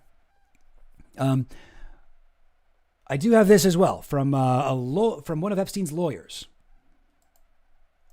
Tonight, a lawyer who met with Jeffrey Epstein days before his death says Epstein told him he'd never tried to kill himself 3 weeks before, despite jail reports saying he did.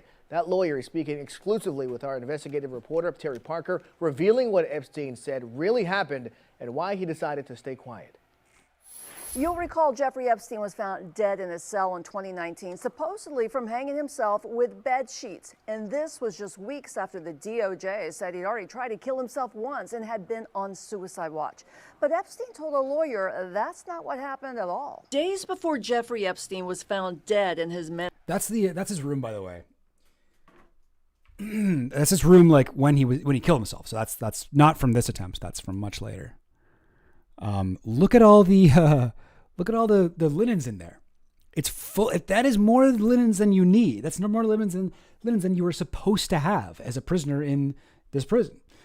So that's why the theory, when you see that orange blur moving up towards Epstein's cell, that perhaps that was the laundry guy bringing linens, which is what he used to hang himself with.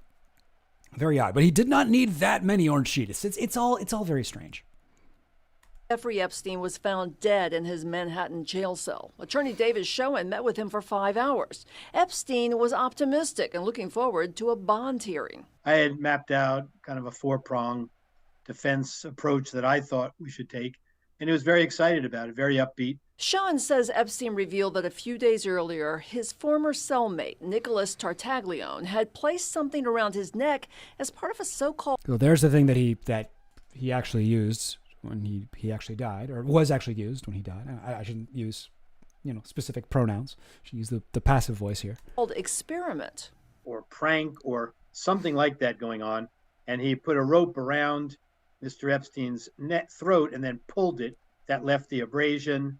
So this is what Epstein's lawyer said Epstein told him, that Tartaglione was joking around and he tied a rope around Epstein's neck and was like, ha ha, get it? Like, this is how I like to kill people.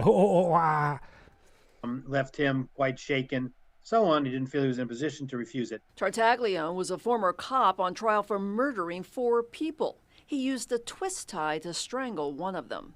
So interesting. Yeah, that is a way he would kill people. A twist tie, by the way? Not a twist tie. Not a twist tie. Twist tie is like those little things you use to seal up your bread package. Schoen says Epstein told him Tartaglione pulled the rope around his neck, making an abrasion. When guards saw the marks the next day and assumed Epstein had tried to hang himself, Schoen says Epstein decided not to correct them. He said that he told the prison officials that he couldn't... So this is one potential explanation for why he didn't just tell them it was Tartaglione. remember what had happened, because he didn't want any trouble. He didn't want to be perceived to be a rat or, something like that. And he was just hoping the whole incident would go away. The jail moved Tartaglione out of Epstein's cell for an undisclosed reason and did not put in a new cellmate, even though management had ordered he have one. While unsupervised, with guards sleeping and the cell block cameras not working, Epstein died overnight. Epstein's brother Mark Epstein and others maintained he was murdered to keep him quiet about his wide network of politically elevated and wealthy friends. Terry Parker, WPBF 25 News. Anyways, so I think that's an interesting possibility. Oh, okay, that makes sense, Stubbins. Also, what's up, Stubbins? What's up, Stubbins? Twitter friend. Twist tie is also how you tighten barbed wire fence, and he's just putting a stick of material to wrench it. Yeah, okay, so it wasn't that he was killed with a twist tie. He was killed with the twist tie method, but probably not with something more substantial, I would guess. Not a big shocker that a child arpist isn't good at cleaning his room. Yeah, no, that's true. Yeah, so that's an interesting thing about the what's it called? The suicide attempt. Now, here is page 32. So here's more about Epstein's request to bunk with Tartaglione again. Senior Officer Specialist 1 told the OIG that after Epstein came out, so this is again from the official report, Epstein asked if he could be paired up with Tartaglione again. Senior Officer Specialist 1, told Epstein that his request was something he would need to raise. Oh, I got to go to my other thing. There we go. He would need to raise with the operations lieutenant. Senior Officer Specialist 1 told the OIG, oh, goodness, that Epstein, oh, geez. Okay, never mind. Epstein replied, yeah, but I don't understand, This is fun. This is a great quote. Yeah, but I don't understand, We were bunkies. Everything was cool. There we go. The chief, such a funny line. What? He's my bunkie, dude. I gotta be with my bunkie. Come on. I love it. The chief psychologist also told the OIG that Epstein mentioned to her that he wanted inmate 1 to continue to be his cellmate. So Epstein apparently told a few people that he wanted Tartaglione to be his cellmate. That's weird. That doesn't seem to track with other things. But in any case, now, luckily, as we know, this prison cell, not cell, but this prison in general has tons of cameras. They're always on and always recording, and that footage is easily available to the people who work there. And sure enough, so right after that attempt, so this is from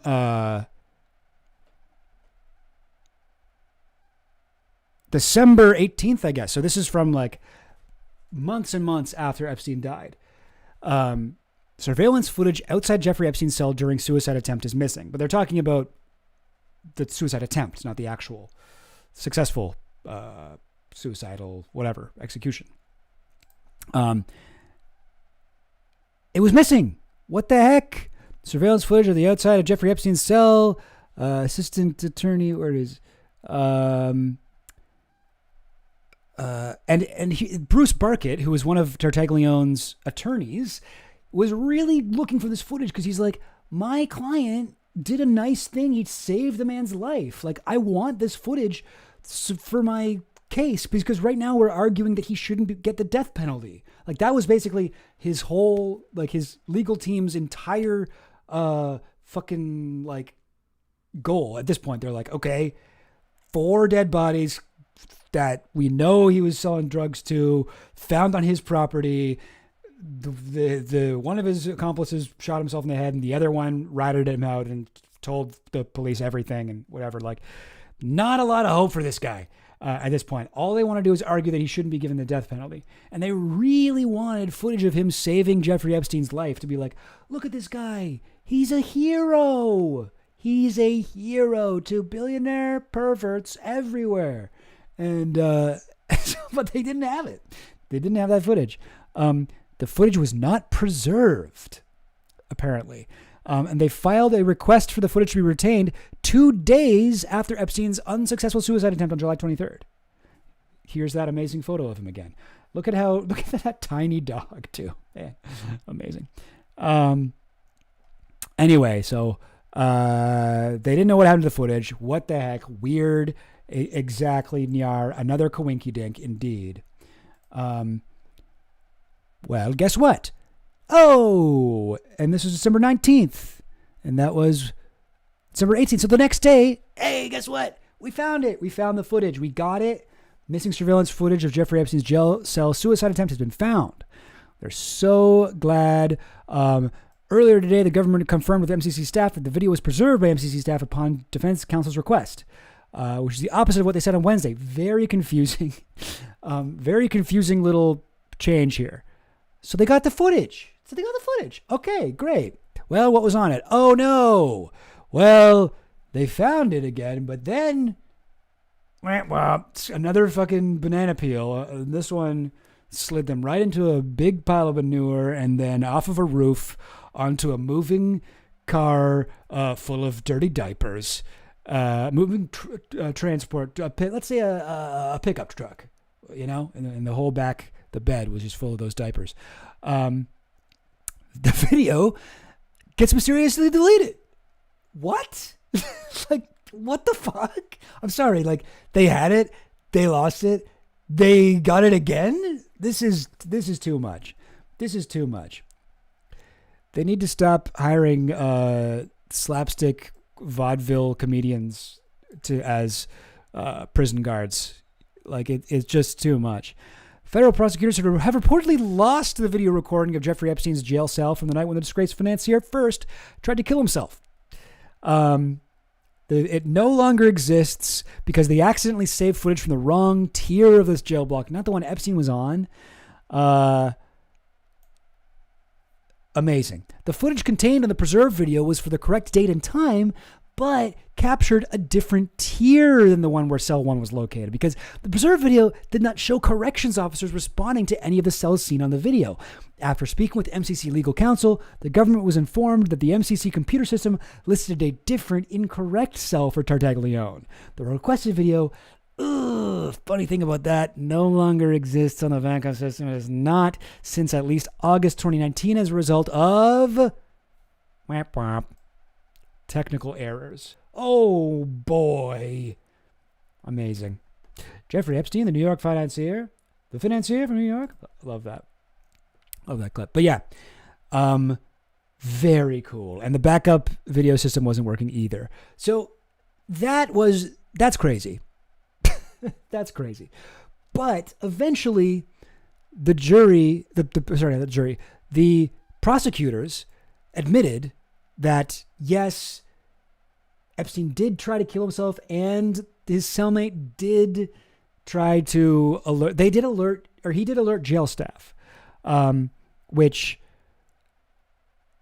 I mean, I guess, like, okay, so we know that we don't have any footage of it because it got deleted and then found and then deleted again, you know, We don't know, but we did hear from Tartaglione that no, I tried to save him. I I yelled and I got people to look at him.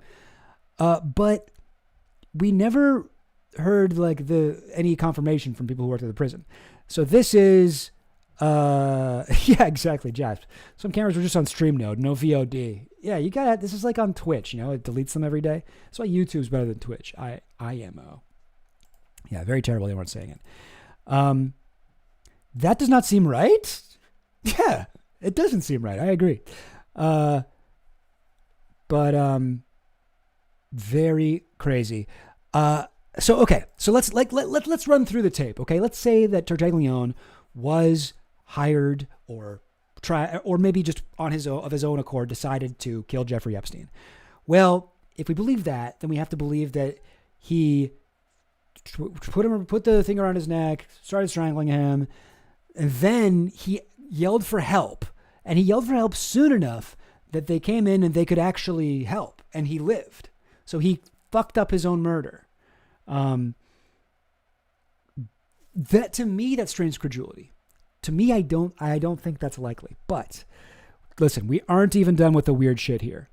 We are not even done. Okay, there's something I wanted to get to before I get to this stuff. Where is it? Sorry, guys, give me a second here. One thing I'm noticing about streaming by myself, it's hard to stream. Like I've tried this time, I really tried to set up everything I need, put them in like different tabs of my browser so I can just go right to them. But there's one thing that I need here that I didn't prepare for myself. Where was it? I think it's in the report, right? It's basically I wanted to say what Tartaglione told how he found out. Yeah, I think it's here.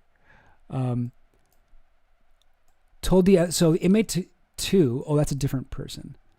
Inmate 2 is another guy. Inmate 1. Sorry, gang.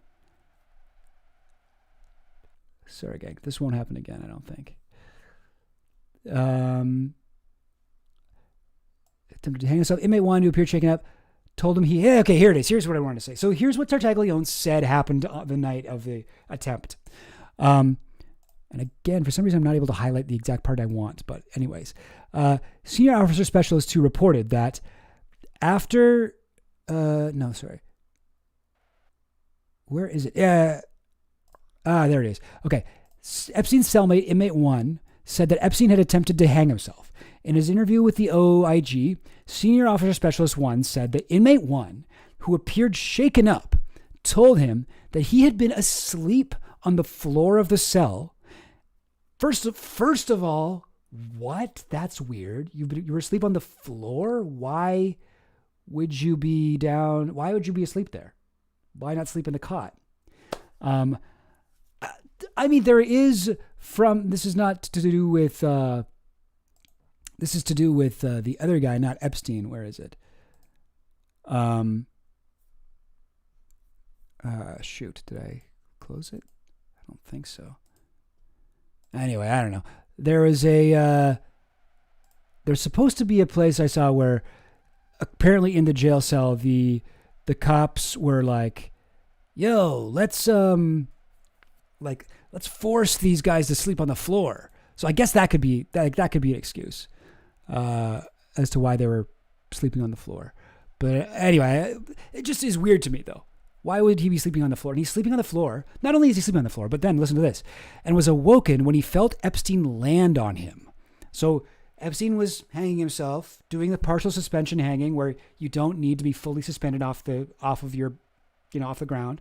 You don't need to break your neck. It's not like the hangman's noose gallows. This is how people die by doing autoerotic asphyxiation. This is the David Carradine method, where you just cut off blood supply to your head or whatever, and you can die after just a few minutes of that. So you're Epstein, right? You want to kill yourself. You're massive fucking jacked freakazoid roommate is asleep on the floor, and you tie a thing to the ladder into your neck, and you do that over where he's sleeping so that when you do, lose consciousness, you're going to fall on him and wake him up. Like what? Like that seems so strange to me. So he was awoken when he felt Epstein land on him. Senior Officer Specialist 2 reported that after he'd been alerted by the noise, he grabbed the door keys, called the control center for assistance, and then he and Senior Officer Specialist 1 entered the cell where, and this is funny too, the first thing they do when they get into this cell, they see Epstein's like hanging or whatever. The first thing they do is secure and, what does it say? Remove Epstein's cellmate, and then they go back in, they re-enter the cell, they place Epstein on the side, then they removed an orange homemade rope from his neck. So this suicide attempt or whatever this was, it's almost identical to the way he eventually killed himself like a week or so later. Odd. Like if that was Tartaglione, if Tartaglione had decided I'm going to strangle him with an orange cord, then for some reason alerted the whatever guards and they came in, they were actually able to save him, resuscitate him. Like, and then Epstein, when he doesn't bunk with Tartaglione after that. He's moved out. He's given another cellmate. And then when the night he does die, that cellmate is moved out. So he's alone that night. He chooses the exact identical way to kill himself. Like, you know what? Do you see what I'm saying? Like, it seems very unlikely to me that that's, whatever. Just taking a little pause here. Sorry. No, you can't show images of pricks and then say that people kill themselves like that. What do you mean? What do you mean like that? The USA not hanging Trump for January 6th was a fatal error. Oh God. Yeah. I mean, hey, listen, I'm on stream right now. So I don't want to be, get in trouble. Yeah. Daniel, I'm not sure if you're talking to me or if you're talking to somebody else. I'm trying to follow what you're saying. But people do, like, this is a way that people do commit suicide. It's actually about half of prison suicides are partial suspension hangings, as opposed to full suspension hangings, where you'd be off of the ground. This is very common. Like, when I first heard about Epstein's suicide, like, and you can even see it in my videos about Epstein, I'm like, yeah, apparently he killed himself by tying a loop around his neck and then kneeling down really hard. And I'm saying it in a way where I'm like, yeah, I don't know. I don't think that's right. Like it just doesn't seem real, but it apparently is. That's something that I've learned through studying this case. I had a friend pointed out to me, I should say. I didn't find it, but no, apparently that's totally legit. I should get dreads. Somebody says, where was it? So I knew somebody told me I should get dreads. Yeah. Yo, Mr. Goblin, you should let her hair turn into dreads. Skeletino 420. Great idea. I'll talk to my Jamaican girlfriend, see what she thinks about that. I think she'd love that I am respecting her culture. But anyway, so I just wanted to bring that up because my gut instinct here is telling me that the way that fucking Tartaglione is describing it doesn't sound right. He was asleep on the floor and then Epstein fell down. Like, is that a thing you do if you're like a bodybuilder? Do bodybuilders hate like mattresses? Like, why wouldn't you? Maybe the bed's too small for him, you know, maybe he has to sleep on the floor. But then why would Epstein, like, I feel like there's something Tartaglione is covering up here. I feel like there's something he's doing that's like, he's, I don't know, you know what I'm trying to say? I feel like he's trying to do, like, exactly. Like, why would he do this on a day? I think there's something here that he isn't saying. But I do tend to think that, like, this was something that Epstein did to himself. But I don't know. It's weird. Like a lot of things in the Epstein case, this part is weird. All right. Now, you ready for another fucking weird thing? Well, here we go. All right. So Epstein dies. All right. Spoiler alert. Epstein dies or doesn't die. If anyone's able to get me that link. Sorry, guys. I do want to get into that maybe, but, and then a couple of weeks later, 11 days after Epstein's death, a new lawyer joins Nicholas Tartaglione's case. This is from courtlistener.com. a really annoying website where it's really hard to find shit. But this is from the U.S. versus Tartaglione, and it has all of these different documents related to the case. And here's one that introduces Bobby C. Sternheim. There we go. Bobby Sternheim is to assume representation of the defendant in the above captioned matter as of August 20th as Curcio counsel. Curcio underlined there. Ms. Sternheim is appointed pursuant to the Criminal Justice Act. Okay, so first of all, who is Bobby Sternheim? She is... Anybody know? Anybody know? Bobby Sternheim is none other than the lawyer for Ghislaine Maxwell, the super lawyer. She also defended Osama bin Laden's, one of his henchmen. Bobby Sternheim, like one of Ghislaine Maxwell's main lawyers, joins the Tartaglione case. What the heck? That's weird. This was something that what was it called? To the Finland station mentioned last stream, and I was like, wait, what? That can't be. And I looked it up, and yeah, it's right there, plain as day. Bobby Sternheim joined. That seems like a crazy coincidence. Right after Epstein died, Ghislaine's lawyer joins Tartaglione's team. That is weird. That seems like too much of a coincidence almost, right? Okay. So I'm not saying this isn't weird, but there's a couple things here that, like, a lot of the places you'll find people talking about this, they leave out a few key details. First of all, and maybe most importantly, Bobby Sternheim was not Ghislaine's lawyer at the time. Bobby Sternheim became Ghislaine's lawyer in 2020. Epstein died in 2019, and Sternheim, 2019 as well, joined Tartaglione's team. Second of all, I'm like, what the fuck is a Curcio hearing? So I looked into this. So this is from an unrelated article, but a different case, but I feel like it had a good explanation. To remind our readers, the purpose of a Curcio hearing is to present relevant facts and information to a defendant in a criminal proceeding so that the defendant can make an informed decision as to whether their current attorney can provide them with adequate and sufficient representation given that the attorney has a potential conflict of interest. So basically, a Curcio hearing isn't to do with the main case. It's like if somebody is saying like, oh, dude, one of your lawyers has a conflict of interest. One of your lawyers is like the brother of the guy you killed or something like that. I don't know. I imagine that would be a conflict of interest. But so the Curcio hearings were not open. We don't know what the conflict of interest was. But like, and looking into this case, so the Curcio hearings went on for months. Like they went on until actually, wow, for more than months. So this is when they ended in 2021. That's almost 2 full years after Bobby Steinhoff, Bobby with an I, she like dots it with a heart. Bobby with an I, after she joined the case, it was like almost 2 years later that the thing was that the Curcio hearing was done. And it was found that one of his attorneys, John Weider, who had been acting as one of the defendant's retained lawyers in this case, possesses an actual unwaivable conflict of interest and must be disqualified. They decided that. But then there were other people that they were wondering about what the conflict, if they had a conflict of interest, including some people who were in the same law firm as John Weider.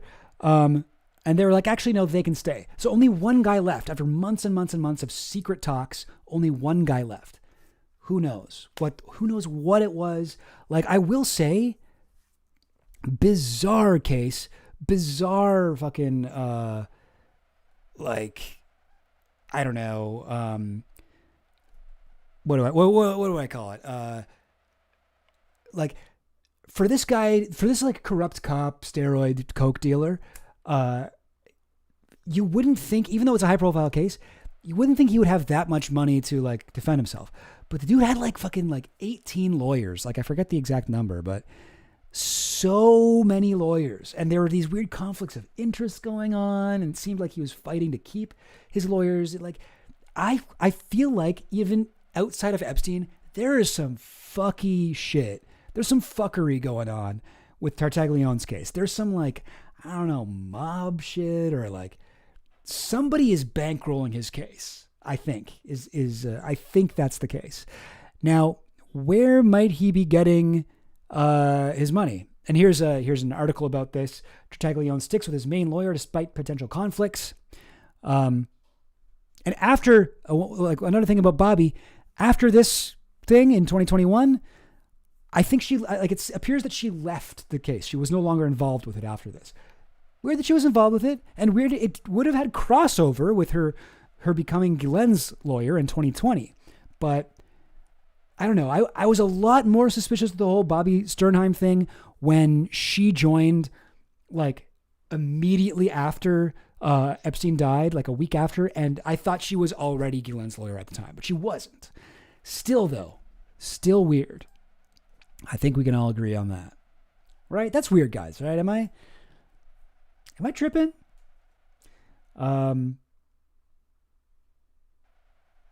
Yeah, very strange.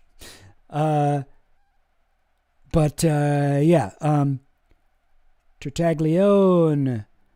I was just going over his case again, but this is a 20-month review of whether conflicts of interest should keep accused quadruple murderers, lawyers from representing him has ended with nearly his entire legal team intact. Only one lawyer had to be removed, but his lead attorney and members of his firm can remain on the case. And then it just gets into the details here. Very odd, very odd. And yes, so here's before that when she joins Ghislaine's team, she becomes Ghislaine's main lawyer. She actually, like, you know, you can sort of, it's kind of funny. Do I have the thing with her? She's sort of like, she has a real girl boss kind of vibe with the way she defends Ghislaine. Where is it? No, I'm looking for it. There's a specific quote. No. Hang on. I'll find it. It's worth Bobby Sternheim.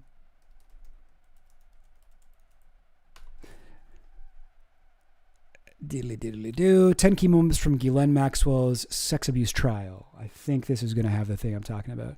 It's like her opening statements, basically, Bobby's. Yeah. No. Yeah. No, hang on. She had here we go. It doesn't have the quote here, but it is talking about the thing I'm talking about. Maxwell defense lawyer Bobby Sternheim began her opening statement by citing the biblical story of Adam and Eve to argue that Maxwell, like many women before her, was being blamed for a man's bad behavior. Not exactly what I was looking for, but she's being blamed for what a man did. Daily Mail, come on. I want the line. Yeah, here it is. So this is how she opens her. This is how she opened her defense of Ghislaine. Ever since Eve was accused of tempting Adam with the apple, women have been blamed for the bad behavior of men, and women are often vilified and punished more than men are. Awesome. Here's a little picture of her and Ghislaine with the mask on. Isn't that, I don't know, very, very cringe, in my opinion. But like looking at, I did some looking into this. I looked into like what people who are familiar with the case and familiar with whatever you want to say about Epstein, about this sort of trial lawyer, this kind of Curcio trial, whatever. Apparently, this is not that weird. It's to the Finland station. What's going on? I'm doing a full stream on the stuff you were posting in the last stream. So right now we're talking about Bobby Sternheim, who was the lawyer for Epstein. Not for Epstein, for Ghislaine Maxwell, and also joined the what's the word? As Curcio counsel in Tartaglione's. So just a quick recap to the Finland station. What I was able to what I looked into here, what I was able to find was Bobby Sternheim wasn't Guylain's lawyer at the time. She joined Tartaglione's case, I think 10 days after Epstein killed himself, or Epstein died, rather. But she wasn't a part of Guylain's legal team at that point. She joined Guylain's team in 2020, which I think I have that somewhere. But there was crossover. I mean, she was looking at after this Curcio hearing up until 2021, and she joined Guylain's case in 2020. So pretty weird. A lot of weird stuff going on. Yes, here's the thing where the super lawyer joins her team in 2020. And looking into it, apparently it's not that strange that a high-profile lawyer like Bobby Sternheim would be, assigned to a case like Tartaglione's and also defend Ghislaine Maxwell. That is sort of that might seem like a big coincidence, but it's just like at this level, it's not that weird. Apparently, according to some Reddit comments and people on Twitter who apparently knew stuff about this. Now, I do want to go over another thing. 1 second here. Yes. Oh, yeah. Right. Was this what I wanted to do? So what happened to Tartaglione? Well, a couple years ago, if you'll remember, he was trying to fight the possibility of getting the death penalty, right? That was his whole legal case. That was what it was all about. Well, in 2022, he actually succeeded. He got taken off of death row. He got, I guess, life imprisonment instead. And part of that was apparently because they were never able to find that video. Remember that they had, and then they lost it, and then they found it, and then they deleted it. That whole thing. So he won't face the death penalty. And their argument in case, I guess it had to do, they contended that proof Tartaglione tried to help Epstein would have been powerful mitigation in the penalty phase if he was found guilty of any eligible charges. The video existed. The defense requested its preservation. The government failed to preserve it. Impacting, peace out, Nyar. Thanks for watching. Tartaglione's ability, requested its preservation. The government failed to preserve it, impacting Tartaglione's ability to present litigation or mitigation in ways that are far-reaching and difficult to trace. So that argument, the fact that they lost this proof that would help them, ended up proving that they were, I guess, right. That they should save the guy from the death penalty. But there was a whole argument about this in court, as you might imagine. And where is it? There is a part of here that I'm looking for in particular. I think it's, if I search 292. There we go. So there is a 292-page document that is about, that is, I guess, that is just the, what do you call it? Documentation of the case. And most of the 292-page document focuses on the death penalty generally and not specifically how it pertains to Tartaglione's case. One 23-page section that presumably does is completely redacted. So I don't know why there would be a redaction of that nature, but it seems weird, right? It seems odd that like this huge document that doesn't get into anything about how it pertains to Tartaglione specifically. I feel like that 23-page section is key here. I feel like that is, if there's anything fishy going on, it must be in there. It must be. And I think there is something fishy going on. Sorry, don't mind me. I'm just trying to get less sweaty. Okay. All right. Did that work? Kind of. All right. I feel a little bit less uncomfortable. Yeah. Very strange. I'm not an expert, but I feel like it's weird that this guy didn't get the death penalty. Yeah. But does this have to do with Jeffrey Epstein? I'm not sure. I don't think so, but who knows? While I was looking for all this stuff, I came across these videos on YouTube. Meet Nick Tartaglione, Part 1, Epstein's cellmate. And meet Epstein's cellmate, Nick Tartaglione, Part 2. This is from a very small account, Jessica Reed Krause. And she has a blog, or a Substack, rather, called House and Habit, Media by the People, for the People. And she's like claiming to have interviewed this guy, Tartaglione. And I was like, what? And it's got like no views. And it says some pretty crazy stuff in it. And I was like, I'm not sure this is real. But I found this, which is like a, news program that interviewed him. And he has kind of the same voice. So here, let's watch this first.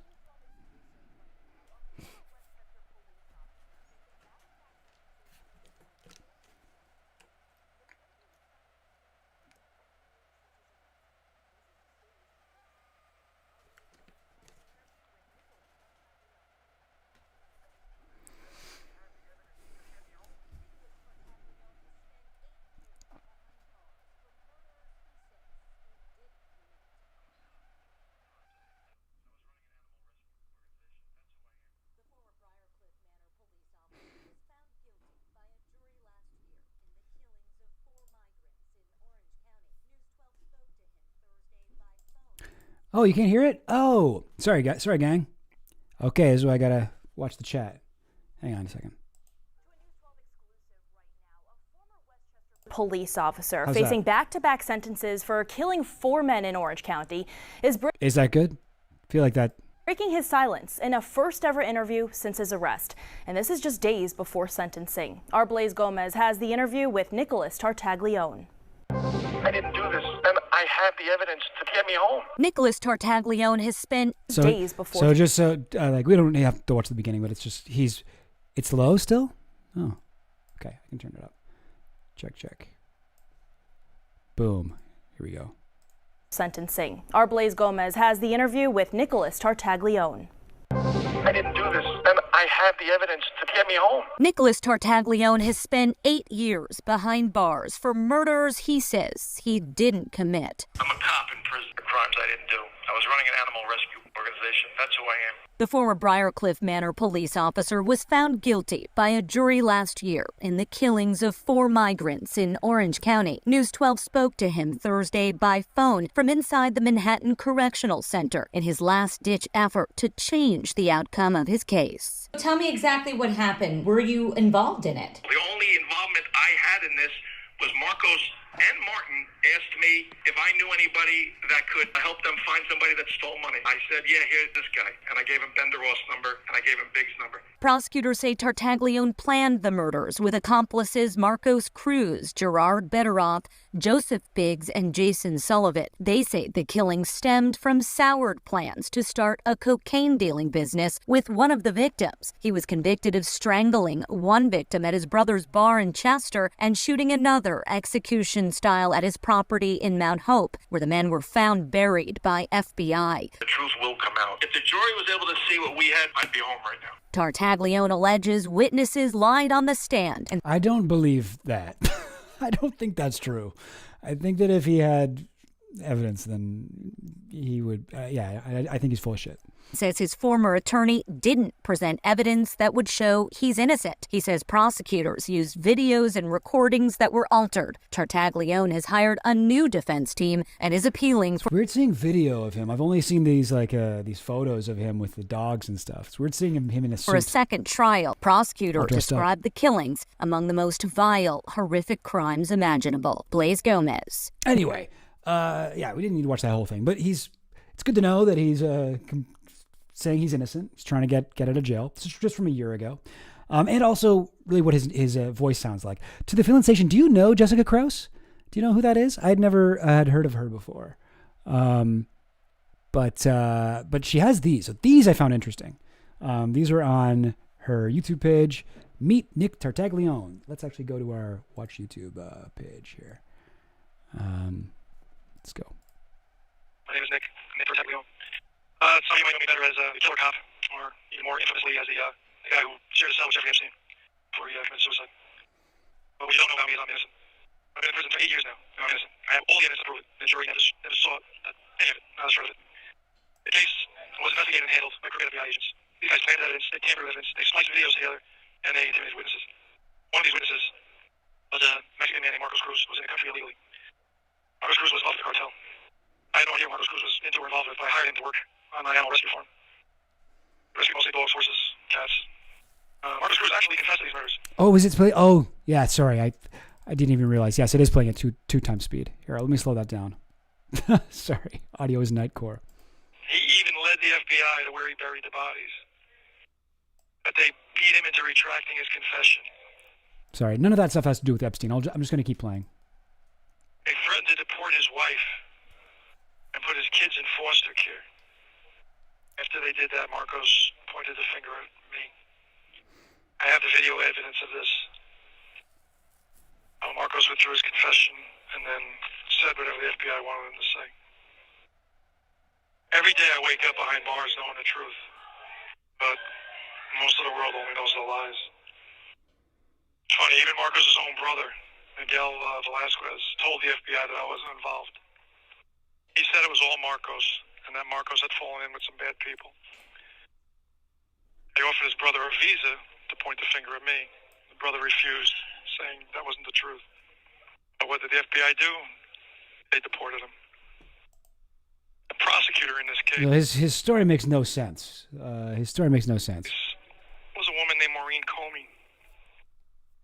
Back in 2016, when this case was being investigated, and when I was arrested, she was fresh out of law school. Oh, interesting, Amanda F. Okay, yeah, I didn't know anything about Jessica Reed Krause, but that is relevant. So you'll see in a second. And the head of the FBI at that time was her father, James Comey. That's true. Given the proof of corruption that I now have, that we've uncovered, it's hard to see this as anything other than a setup. It's the same way she set up Ghislaine Maxwell. Once Epstein was dead and out of the way, Maxwell was an easy win for her. So he's saying that Ghislaine is innocent. I don't know. Maybe that's the Bobby Sternheim connection, but he thinks Ghislaine was set up just like him. Jury never saw any of this. Truth didn't fit their agenda.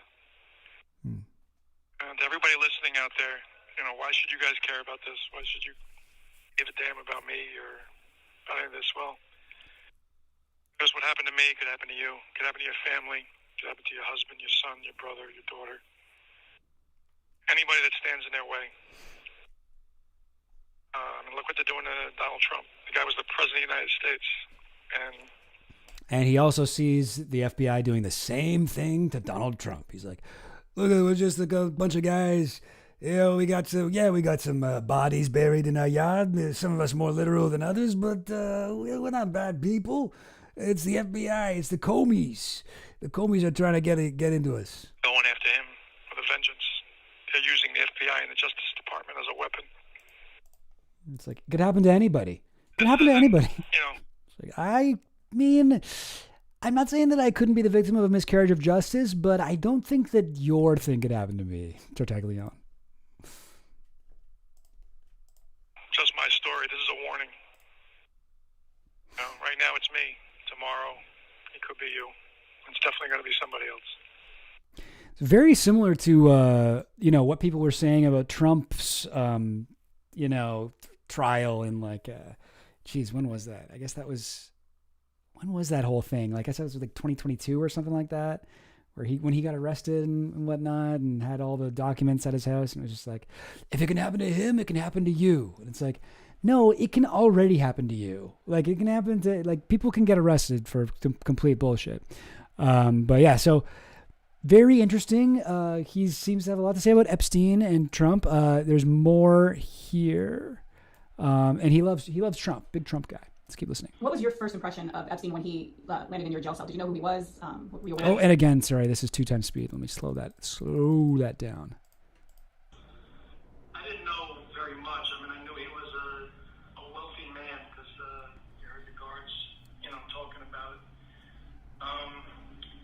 When they put him in my cell, they said, you're going to get company. And I said, why? And they said, well, we know you're the only guy that won't shake him down or beat the hell out of him. And I thought that was funny because I'm charged with quadruple homicide. They're putting Yeah, my thoughts too. My thoughts exactly. They're like, yeah, we know you're the only guy. It's like, well, this guy killed 4 people because one of them was late with a coke payment. So I don't know, man. Like, I'm not sure this is the safest dude for Epstein to be with. the nation's, highest profile case and with me because they knew I wouldn't hurt him. He was terrified when he first came in the cell. Yeah, I imagine he would be. I imagine he would be. They closed the door behind him and his back was against the wall, and he said, they told me This picture they got of him looking scared. Oh. you're a good guy, you won't hurt me. I said, yeah, I'm not gonna hurt you. And then he came over, he stuck his hand out, he said, I'm Jeff. I said, I'm Nick. He said, what are you in here for, Nick? I said, quadruple homicide. He then went back against the wall and started yelling for the guards. I told him, I said, look, this call is from a federal prison. I said, look, Jeff, I didn't kill anybody. Believe it or not, you want to leave, leave. I said, but you're fine. I'm not going to touch you. After that, the weeks, following that, he knew I wasn't going to hurt him. He actually tried paying me. I was supposed to return to population soon. He offered to pay me to stay in that cell with him, and I told him I couldn't do that. I had to start, preparing for my trial. Sorry, Daniel Board. Yeah, this is Tartaglione. And I was skeptical because this is such a tiny channel, but it is the same voice. Like here's the voice of him from this official news source. I'm a cop in prison for crimes I didn't do. I was running animal rescue organization. That's who I am. The former Briar. Didn't mean to put that on 2 times speed there. You just like click and hold on something. So I think this is him, and it lines up with other things I've read that he's said. But I just think it's interesting him talking about Epstein here. And then one day he left in the morning, and the guard comes like 5 in the morning. The guard's banging on my cell door, and he says, "Epstein court, Epstein court." Epstein says, "I don't have court today." And I laughed at it, explained to Epstein. I said, "Epstein, guards are saying court, so the other inmates don't know you're actually going." When was the interview made? This is from 29th of August, 2024. That seems to be when Tartaglione was able to do interviews, because this is around the same time he did that news interview too. He didn't have any interviews before then. Interesting, to the Finland station. Good catch. Her YouTube's small, but her Instagram following is 1.3 million. Okay. Going to talk with prosecutors. So he got up, he got dressed, he left. He was gone all day. He came back later that night. Came in, he just climbed on the bunk. He didn't say a word. I was reading a book. It wasn't my business. And finally, he asks, he said, you were a cop. What do you know about proffers and cooperating? I told him, I said, Jeff, it's pretty simple. That the cooperators, the prosecutors, they caught a fish. They're not going to let that fish off the hook unless you give them a bigger fish. He said, yeah, well, that's what they said. I said, what do you mean? So this is interesting, guys. So just in case you guys are tuning out the weird phone voice, he's saying that Epstein told him that they're looking for him to name names. And he's like, what does a cooperator do? What's this? What's that? And he's like, well, let me explain it to you, buddy boy. You gotta name names over here. Or whatever. He's telling him he's like, I gotta say, I don't really believe what he's saying at all. It just doesn't, like, you think Epstein doesn't know what a fucking cooperator is? Everybody knows how that shit works. We've all seen like movies, you know what I mean? He's like, yeah, he didn't know that much about the law. I had to explain to him. No, you got to turn state's witness to help your case, cooperate with the prosecution, whatever. And just like, I don't know. I don't think so. But anyway. He said, they told me to let me plead out to something small, and I'll do just a couple of years at a camp if I can give them something on Trump, get him impeached. So again, here's the MAGA part, right? He's like, to the Finland station. Mommy blogger turned MAGA is who Jessica Reed Krause is. Many such cases of this. But so Tartaglione is playing into that, right? Maybe he's not, like, maybe this is what he really believes, but he's saying, Epstein told me that the prosecutors were saying that he needed to lie and say that Trump was his friend and Trump was blah, blah, blah, blah, blah. He needed to make this up. And if he did that, they would let him go. And it's like, okay. And I said, well, do you know Trump? He says, well, I know him, I met him, but we don't like each other. I laughed. I said, why? He said, Trump threw me out of a party at his place in Florida. I said, why did he throw you out? He said, oh, he got mad. I was talking to some girl. And by now I got wind of, So, yeah, very, very interesting. It seems like Tartaglione has read a lot of the reports about Epstein or whatever. I'm guessing he's making this all up, by the way. I don't think this is true. Sorry, what does Tartaglione have to do with Epstein other than being his cellmate? Oh, nothing. but he was his cellmate at a very important time of his life. He was the guy who called the guards during Epstein's first suicide attempt. And he has this, like, he's spinning this crazy, conspiracy theory right here. And he's also the subject of many other people's conspiracy theories. Personally, I do not think that he's telling the truth here, but it's just interesting. It's interesting to me to hear this. What's called Epstein's first attempted unaliving attempt was when Tartaglione was his cellmate. Yeah, exactly. So he's saying that Epstein told him that, oh, I hate Trump. He kicked me out of a party because I was hitting on a girl. And it's like, that seems like that is what a lot of the MAGA people think ended the Trump and Epstein's relationship. There's lots more in the in my video about this. I go over this in a lot more detail, but it does seem to be the case that Epstein and Trump were very close friends for about 15 years, from 1987-ish to about 2004-ish. But after that point, they did not meet in person or hang out or anything. There were still interesting things, whatever. Trump flew on Epstein's plane and stuff like that. But Epstein, contributed to Michael Wolff's book about Trump.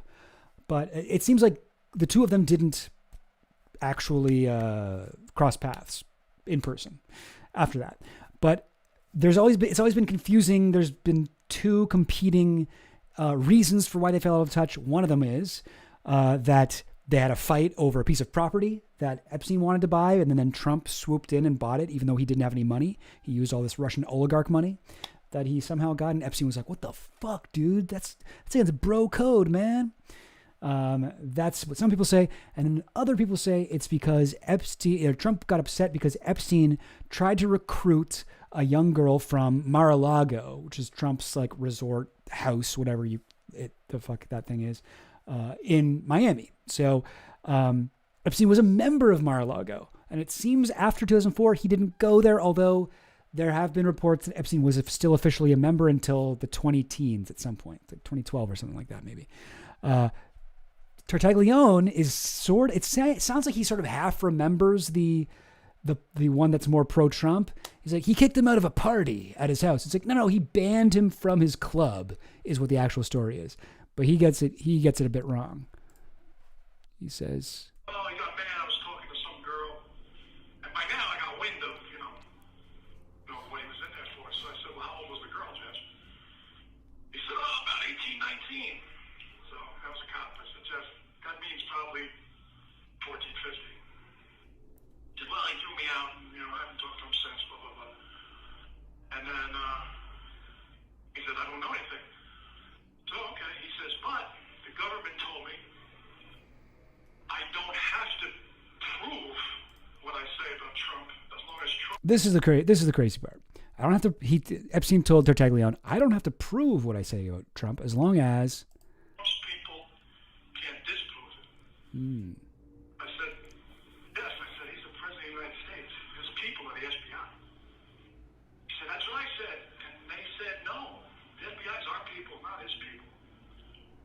At that point, then, it was pretty obvious what he was contemplating. Just, making up stuff, looking to just say stuff to throw at Trump, and that aggravated the hell out of me because I was in there at that point for 3 years because people did the same thing to me. So I jumped off the bunk and I said, listen, I said, if you're going to pull that shit, get the hell out. This call is from a federal prison. That part does line up with what other inmates say at the time. I said, I'm in here because guys like you are lying to save their own ass. I said, so if you're going to do that, get out of this cell.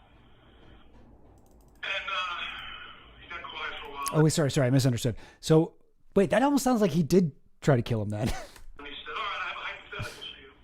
I said, okay, Jeff, go ahead, hypothetical. He said, give me a name of somebody you love more than anything. I didn't want to give, Jeffrey Epstein, anybody name in my family. Yeah, good call, Tartaglione, good call. So I said my dog Wink. Wink's named Wink because he only has one eye. I rescued him, some piece of garbage poked his eye out. Why would you even tell Epstein about your one-eyed dog, dude? That seems like a liability, man. So I said, Wink. He said, okay. He said, the government's going to take Wink and put him in a cage for the rest of his life unless you help him. I said, well, Wink didn't do anything wrong, so they couldn't do that. He said, well, neither did she. I said, who's she? He says, my old girlfriend. He said, she had nothing to do with any of this, any of my girl stuff. She actually hated it. He said, but they're going to go after her unless No, that's not the case, but I help them. I said, Jeff, listen, I said I would die before I let anybody use me as a weapon to hurt somebody in my family. really does not line up with anything that we know about Epstein and Ghislaine's relationship. Sounds like either complete fan fiction by Tartaglione or something Epstein told Tartaglione to fuck with him. And, he got quiet again, and that was the last we really talked about that.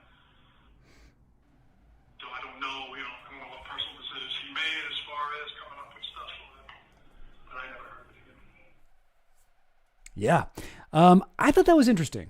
I don't know. I do not believe that it's true, but it's at least interesting. Interesting.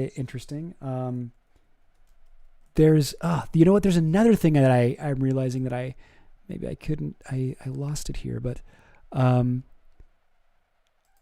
there was a moment where, oh yeah, and here's the New York Post reporting on this same story. Feds offered Jeffrey Epstein a deal for incriminating dirt on Trump. So a lot of the, yeah, okay. So yeah, Tartaglione, Jessica Reed Krause is what we just went over. Yeah, very difficult to believe.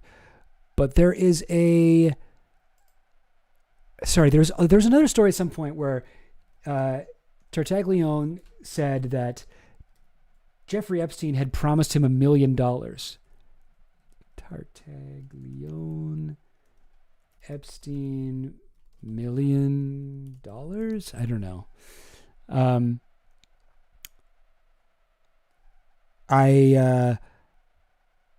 Suicide note. He tried to assist him. Oh boy.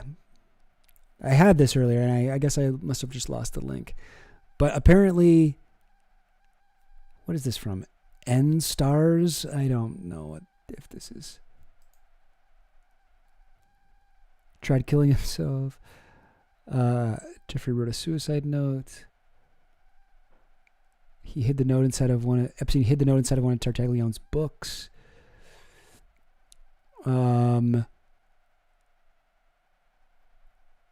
Yeah, I don't know. That's not the thing I'm looking for. Oh well, it doesn't matter. Yeah, but there was a article I found that was kind of funny. It was like Epstein, apparently Tartaglione was going around saying Epstein said he was going to give me $2 million in his will. He promised he'd give me all this money. And then in the same article, the very next paragraph is from Tartaglione's lawyer, and he's like, Epstein absolutely did not tell my client he would give him $2 million. There is zero evidence that this has happened. There's nothing official has been changed in Epstein's will. I don't know why he keeps telling people this. But apparently, like according to Tartaglione, he did do that. Yeah, haven't heard any reasons to think he's alive, but maybe. Yeah, I mean, I don't know. Let's just look it up on DuckDuckGo, shall we? Is Epstein still alive? Whoa, is Epstein still alive? LegalUnitedStates.com. Whoa. None of these seem to be. Oh, okay, well, one of them was saying that he might still be alive. Oh, I forgot you guys can't see what I'm doing. Here we go. Mark Epstein, Jeffrey Epstein. I have an extension on my computer that highlights people involved in the Epstein case. Because sometimes they pop up in random other articles that I'm reading, and I'm like, oh shit, oh that's one of the whatever, you know. So anyway, that's why that's happening. What we know about his death. Is Jeffrey Epstein still alive? From LegalUnitedStates.com. The latest reports, this is from July 2025, apparently updated. What the latest reports say. All official probes reaffirm Epstein's suicide. No verified evidence suggests he is still alive. They released 10 hours of whatever. Conspiracy theories remain widespread online, but are not supported by new facts. Request for further Epstein-related records. Is he alive? No client list.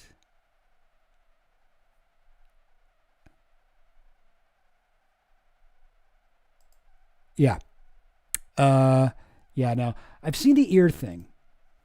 Don't find the evidence that convincing. The ear looks different on some photo of the body. Some guy on the island that kind of looks like him, gray-headed white guy. Yeah. I mean, I've seen the ear thing and the island thing. Yeah, I mean, I can see that, but there's a lot of guys that look like that. Daniel Board, was it you that had the thing? No, it was somebody else, right? Somebody else had a link that they were just unable to post in the thing, but I don't know how to get it so that you can post it. Oh well, but I've got this. So Nyar sent a couple links to me, DM'd them. Let's check those out. Why not? Okay. Actually, guys, give me a second. I'm going to just take a tiny little break and go and, I don't know, get some more beer and maybe take a quick puff and whatever. And I'll be right back. For now, thanks for watching. Oh, wait, you know what? I'm not totally done, though. I do have other things I wanted to show about Epstein in prison. Yeah, just give me a couple minutes. I got to take a little bio break. Be right back, gang.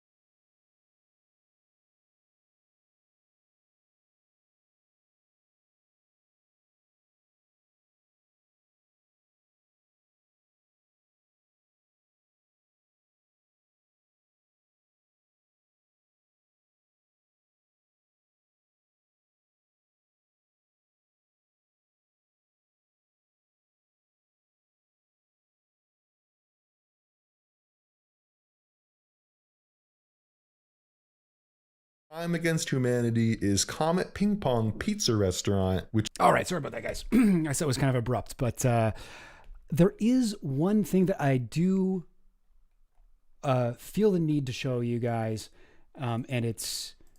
Oh, shoot, I actually just realized I don't actually have it ready, but I can get it pretty quick. This is from the podcast that Anushka DeGeorgiou did with... Anushka DeGeorgiou was an Epstein victim. I talked about her a little bit in my last... understand the evolution better. Sorry, in one of my streams where I talked about the victims of Epstein, not the victims, the clients of Epstein client list. And this was an interview she did on her podcast, which, by the way, guys, please check out her podcast. She's got like no subscribers. It's kind of, it's sad because she's a charming interviewer. Excuse me. Charming interviewer. And if I go to the right spot, then I can show you. I thought this was really, really interesting. There is a spot in, here it is, 2126, where they talk about, did Epstein kill himself? Let me just start at 21. Out of a bowl. So, by the way, this is, so I guess I didn't explain, sorry. I'm so excited to show you guys this. So this is Anushka DeGeorgiou's podcast, and she's interviewing Brad Edwards and Brittany Henderson, who are the two lawyers who run Edwards and Henderson, which is the law firm that represents the victims of Epstein. They're also married in real life. They are talking about, I don't know, they're just kind of shooting the shit with Anushka. She was one of the victims that they represented. She came out, whatever. And this part, they talk about the question that's on everybody's mind. Did Epstein kill himself? So I thought the answer they had was very interesting. We do have a client, which I guess you'll share the story, but let me go back a bit. Girls, they can't put some pieces together for you. Mm-hmm. He's a person who's always in total control of everything. Oh, no. Okay, this is starting a bit too late. One sec. We're not married. Thank God I agree with That you. doesn't change anything. Right. But I want to hear about, I mean, first of all, I haven't seen the evidence that they have because they haven't released it yet. Right. I also know that there's, I'm not a conspiracy theorist, really, at all. What I go by is I know personality types because that's what I do. You guys know the law and you know criminals and you know what you know. And it's just so hard for me to believe that somebody who was a clinical narcissistic. Yeah. To the Finland Station. Yeah. Edward's book is good. Relentless Pursuit. He's a bit of a bro, he's a bit of like a, I don't know, like a jock, I guess. And, there are parts of it where it's like getting really into like Epstein stuff. And then it'll be like a chapter where he's like, and I used to play football and then I had to pick up my sons from tennis practice. And I really thought about this or whatever. I'm like, I don't care about this. Get back to the Epstein stuff. But it is a good book. And he was one of the few people who's like directly involved in everything. Like one of the better books you can read to get into Epstein stuff. And it's also like his relationship with Epstein is a little weird. Like they sat down, like even while he was like suing him and like trying to, bring him to justice. Epstein ended up like suing him back and getting all these whatever cases against Brad Edwards. And the whole time this was going on, he would sit down.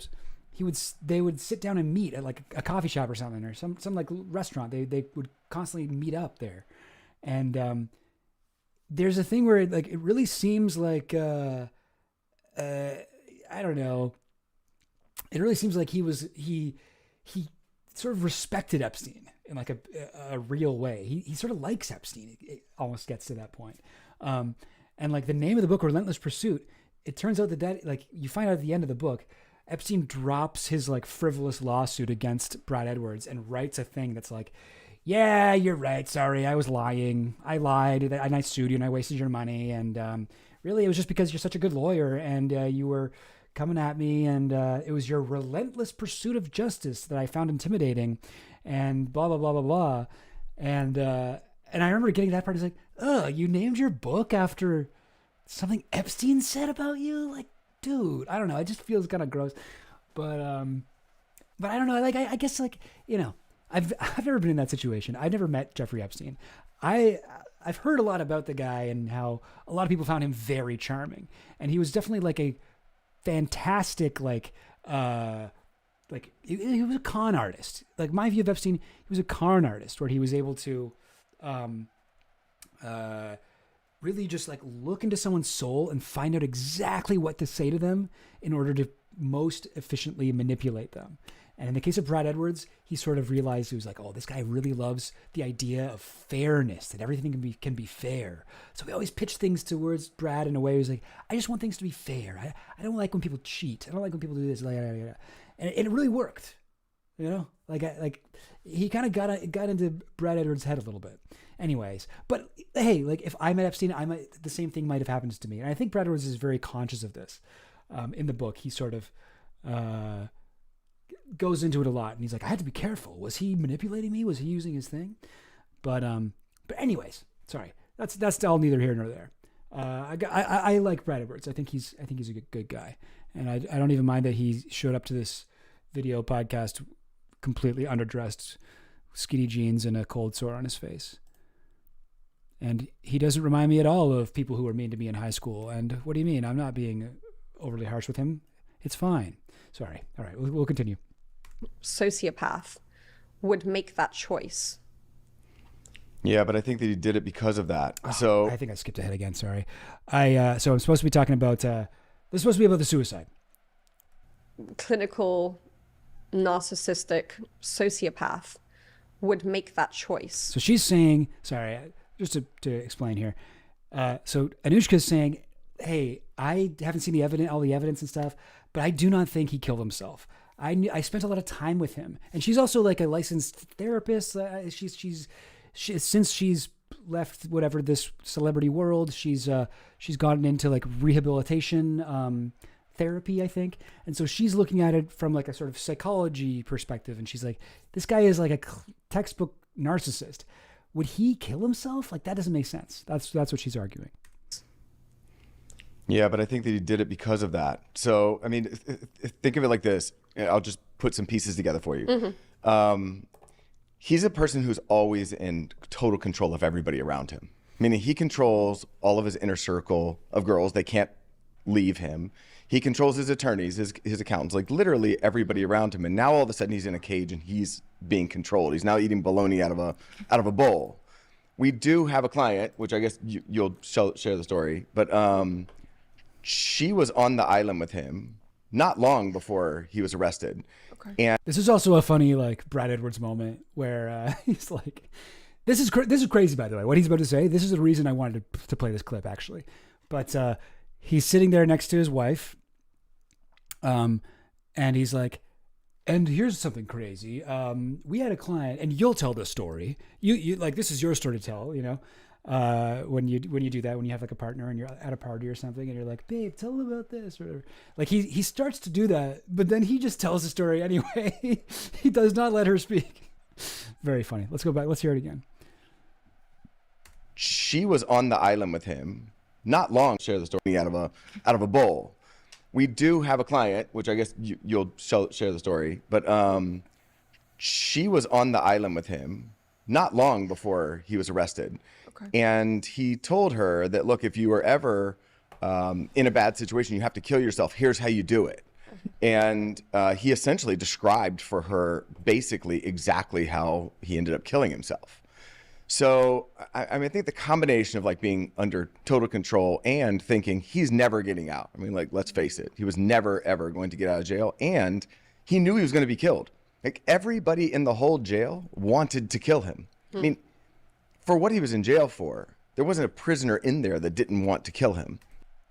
Yeah. I think that's super interesting. I'll let it play a little bit more because I think it's more, there's more interesting stuff there. But like, that really struck me. I had never heard this before. And this podcast just came out like a month ago, that apparently Epstein had once described to one of his victims, hey, if you ever got to kill yourself, here's the way you do it. This is like the most painless, easiest way to do it. If you're in a situation where you can't get it, like, of course, this would be something that, like, if you're Jeffrey Epstein, right? If you're Jeffrey Epstein and you are,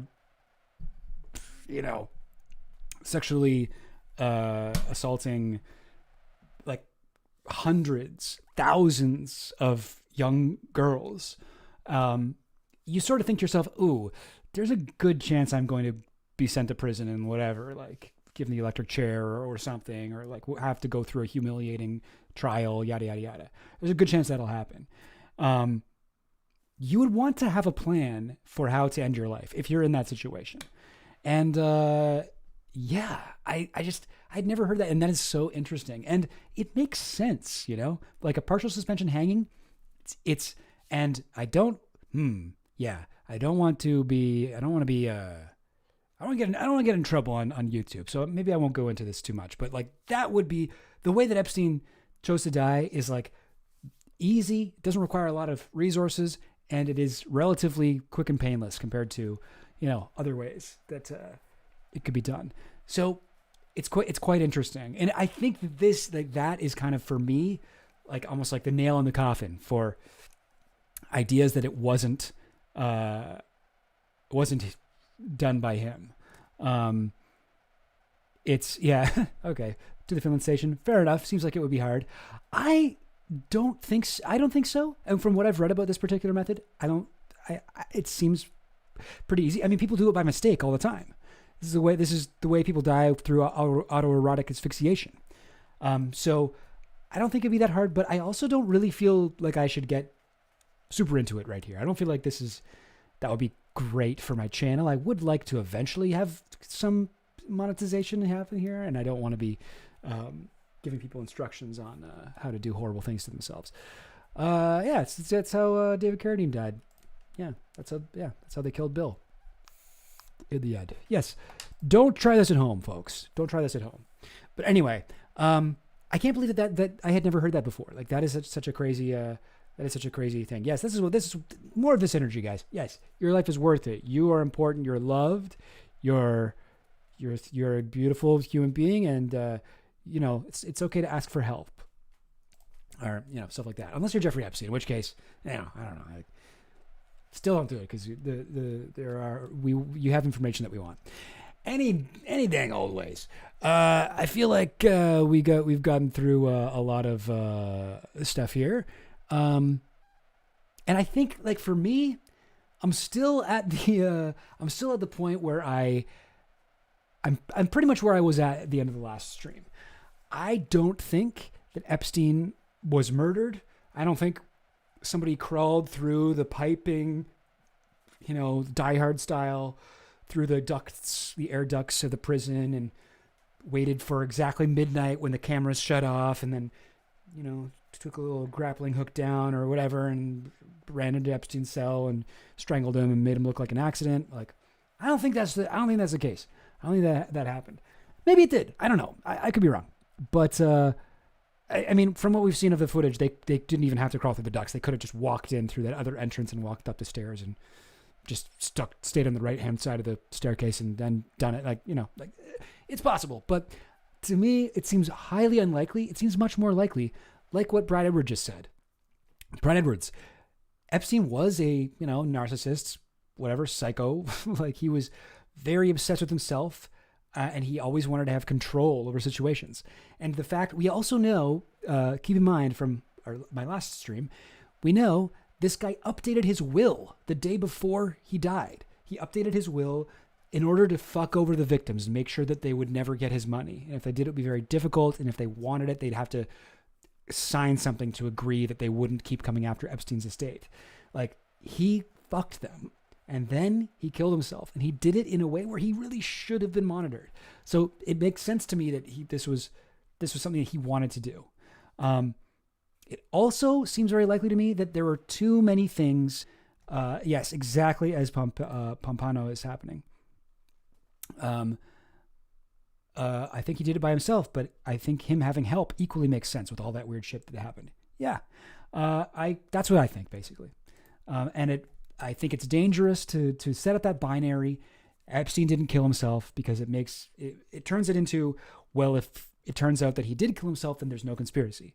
And if he didn't kill himself, then we know that, there was a conspiracy. But I think that it isn't just those two options. I think there's like a third option, maybe more. And I notice like MAGA types being like, he was murdered by Hillary Clinton's specially hired guy or whatever, like all that bullshit. And then I see fucking libs on the other side being like, even though it's very clear that he killed himself, conspiracy theories still abound online. Like I've read that, like almost that sentence verbatim so many times where people are like, there's no conspiracy, guys. Don't even worry about it. There's no conspiracy about Epstein. And it's like, yo, like, come on now.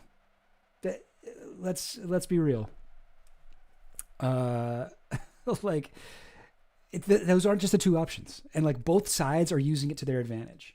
And it like even making it like this, like I think that the Trump team was really hoping that this would be a way to combat it. Like they were like, oh, people think Epstein didn't kill himself, but let's show them all the proof that like it looks like nobody went in his cell. But then they just did it in a completely incompetent way. They overpromised, they underdelivered, and they lied. They like intentionally lied many times about shit that they were putting out. So stupid. Like I either like the thing is either everyone in the Trump administration is doing this on purpose to make Trump look bad, or they're all fucking morons. And I think it's the latter. A truly like surprising amount of them are very stupid people. Yeah.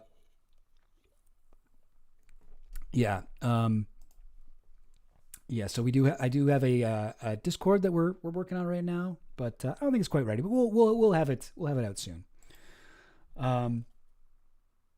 Yeah. Fun Uncle. We watched that. Actually, we started the stream with that. That was really cool.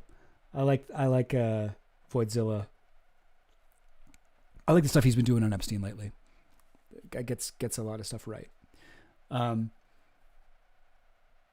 Yeah, guys. I think that's about it from all. Well, actually, no. I do want to maybe play a little bit more. What else did they talk about here? I think there were other people outside of prison that also wanted to kill him.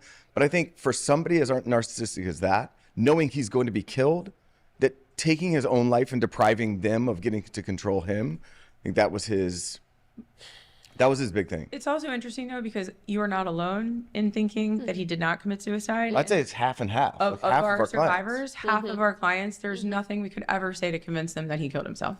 Well, that's interesting, too. Half of the Epstein survivors, well, at least that are represented by Edwards and Henderson, don't believe that he killed himself. That's interesting. So I think that's kind of an interesting psychological component to it. I mean, I'm willing to be convinced because I think being able to change your mind on something is essential to critical thinking. Mm-hmm. But I just don't see it in the man. And I had so many interactions. And one of the traits of somebody that is that personality type is really to never really concede to complete defeat, and always present themselves as like, I didn't do it, I didn't do anything wrong, I'm wrong, they're making me wrong, and screw them, I'm gonna just see I'll rise from this. Yeah, I think 2 days before he commits suicide, though, he changed his will and he does all of these kind of gamesmanship with what his estate is about to become. Mm-hmm. I think he saw that as a win. I mean, what he's still doing with how he's hid money so that when victims were paid, I mean, I think all of that was calculated on his part. He's still trying to outsmart all of us from beyond the grave. Yeah, like from beyond the grave. He's still working his game. Yeah, which is also speaks to the fact that people like that are never sorry. They're never remorseful. They're never trying to make amends. Mm-hmm. They're always trying. Yeah, I think that's about all that I wanted to show. But yeah, he goes over what I was just saying, like about the changing the will and everything. Like at that point, like I don't know, I haven't seen anything that would make me think that. I don't know. I haven't seen anything that would make me reevaluate my position. Even though I will say to the Finland station, thank you for pilling me on Tartaglione. I looked up a lot of of that shit and was kind of blown away. And I went back and forth like, oh my God, like there definitely was something going on here. And I still absolutely think there's some fuckery going on with Tartaglione's case. I'm not sure that it has anything to do with Epstein. Possibly. And it's interesting the way that Tartaglione is now trying to spin his own conspiracy theory about Epstein, that like the FBI is trying to get Trump, which is such bullshit. Like I think I'll do a stream about Epstein's connections to intelligence as well, and we'll talk about that. But this is very, very true. His money is more interesting than his death. I did get a chance to watch that video by somebody pointed it out to me. Patrick Boyle. The last stream, somebody was like, yo, check out Patrick Boyle's video on Epstein's money. Good video, like decent, like very thorough, well-researched video, I will say. It had a few things that I didn't know, but it doesn't come to a conclusion. And I mean, not that it really could, like we don't know anything, but like I do want to do a stream on blah blah blah blah. Ugh. Oh, I'm so bad at like reading the chat and streaming. Like every time I see stuff, I'm like, and then I completely get off course. But no, I am going to say something. I'm going to say something. What was I talking about? Chat, I don't know. I don't know what I was saying. Something about his money. Yeah. I'll do a stream on that. Eventually. But, the person that you convince yourself to create anything, proof being God. What? Data board, I've only really understood, I think, like 30% of what you said. Yeah, thanks, Pompano. Yeah. ADHD strikes again. I see MJF, Virginia didn't kill herself. I totally, I'm a big fan of Virginia. Huge fan. Would love to get more into her. Personally, I don't think that there was foul play involved, but I don't know. I could be wrong. There was an interesting interview with Tara Palmieri, and who was she interviewing? Oh, geez, is it Maria Farmer or another one of the victims? And they talked about that question, whether Virginia killed herself. I could probably find that, but no. I think what I will do with my remaining time is check out this. Sorry, gang. Okay, this is like a TikTok or something, or no, it's not a TikTok. It's a YouTube TikTok, where we're looking at a YouTube short. That's what it's called. The Epstein crimes you haven't heard about. Let's check it. I have been Niar sent over. It seems a bit loud, right? I'll try to turn it down. Doing a lot of reading about Jeffrey Epstein's wealth. I've gone down a bit of a rabbit hole. Let's just quickly go back to the beginning. As a young man, Epstein scammed his way into a teaching job at an elite private high school, despite not having any qualifications, and got fired. But one wealthy father of some students at the school liked Epstein and connected him with Alan Greenberg, who was the CEO of the investment bank Bear Stearns. Greenberg hired Epstein for an entry-level role, and Epstein really quickly rose to a position where he was responsible for helping the ultra-wealthy avoid taxes. I mean, I know that's what all these guys do, but that's what Epstein's specific job was. But in 1981, he ostensibly resigned from his position at Stearns after a scandal involving insider trading. But really, he was still managing money for them. The Paradise Papers, that's a major leak of documents from Appleby, a financial firm that also helps the ultra-wealthy hide their money in offshore accounts, revealed that Epstein ran a mysterious corporation, 40% owned by Bear Stearns, Liquid Funding Ltd., from 2001 to 2007. Liquid Funding was one of Applebee's clients, headquartered in the Bahamas to avoid US regulations and taxes. The offshore accounts are shady as fuck, but it's also just normal rich people stuff. It's what Liquid Funding dealt in specifically that's interesting to me. Subprime mortgage-backed securities. That's investments backed by home loan debts. That is the same kind of financial maneuvering that caused the 2008 financial crisis. Liquid Funding was among the first to use this dangerous. Yo, I will say, like, something kind of funny about Epstein is, like, it's almost like Epstein's sort of similar to like Martin Shkreli. You remember that guy, Martin Shkreli? He like bought the Wu-Tang album. Excuse me, that they only made one copy of, and I think it was like drugs that helped people with AIDS or something, or cancer or something like that. And he raised the price to like $1,000. Like this guy,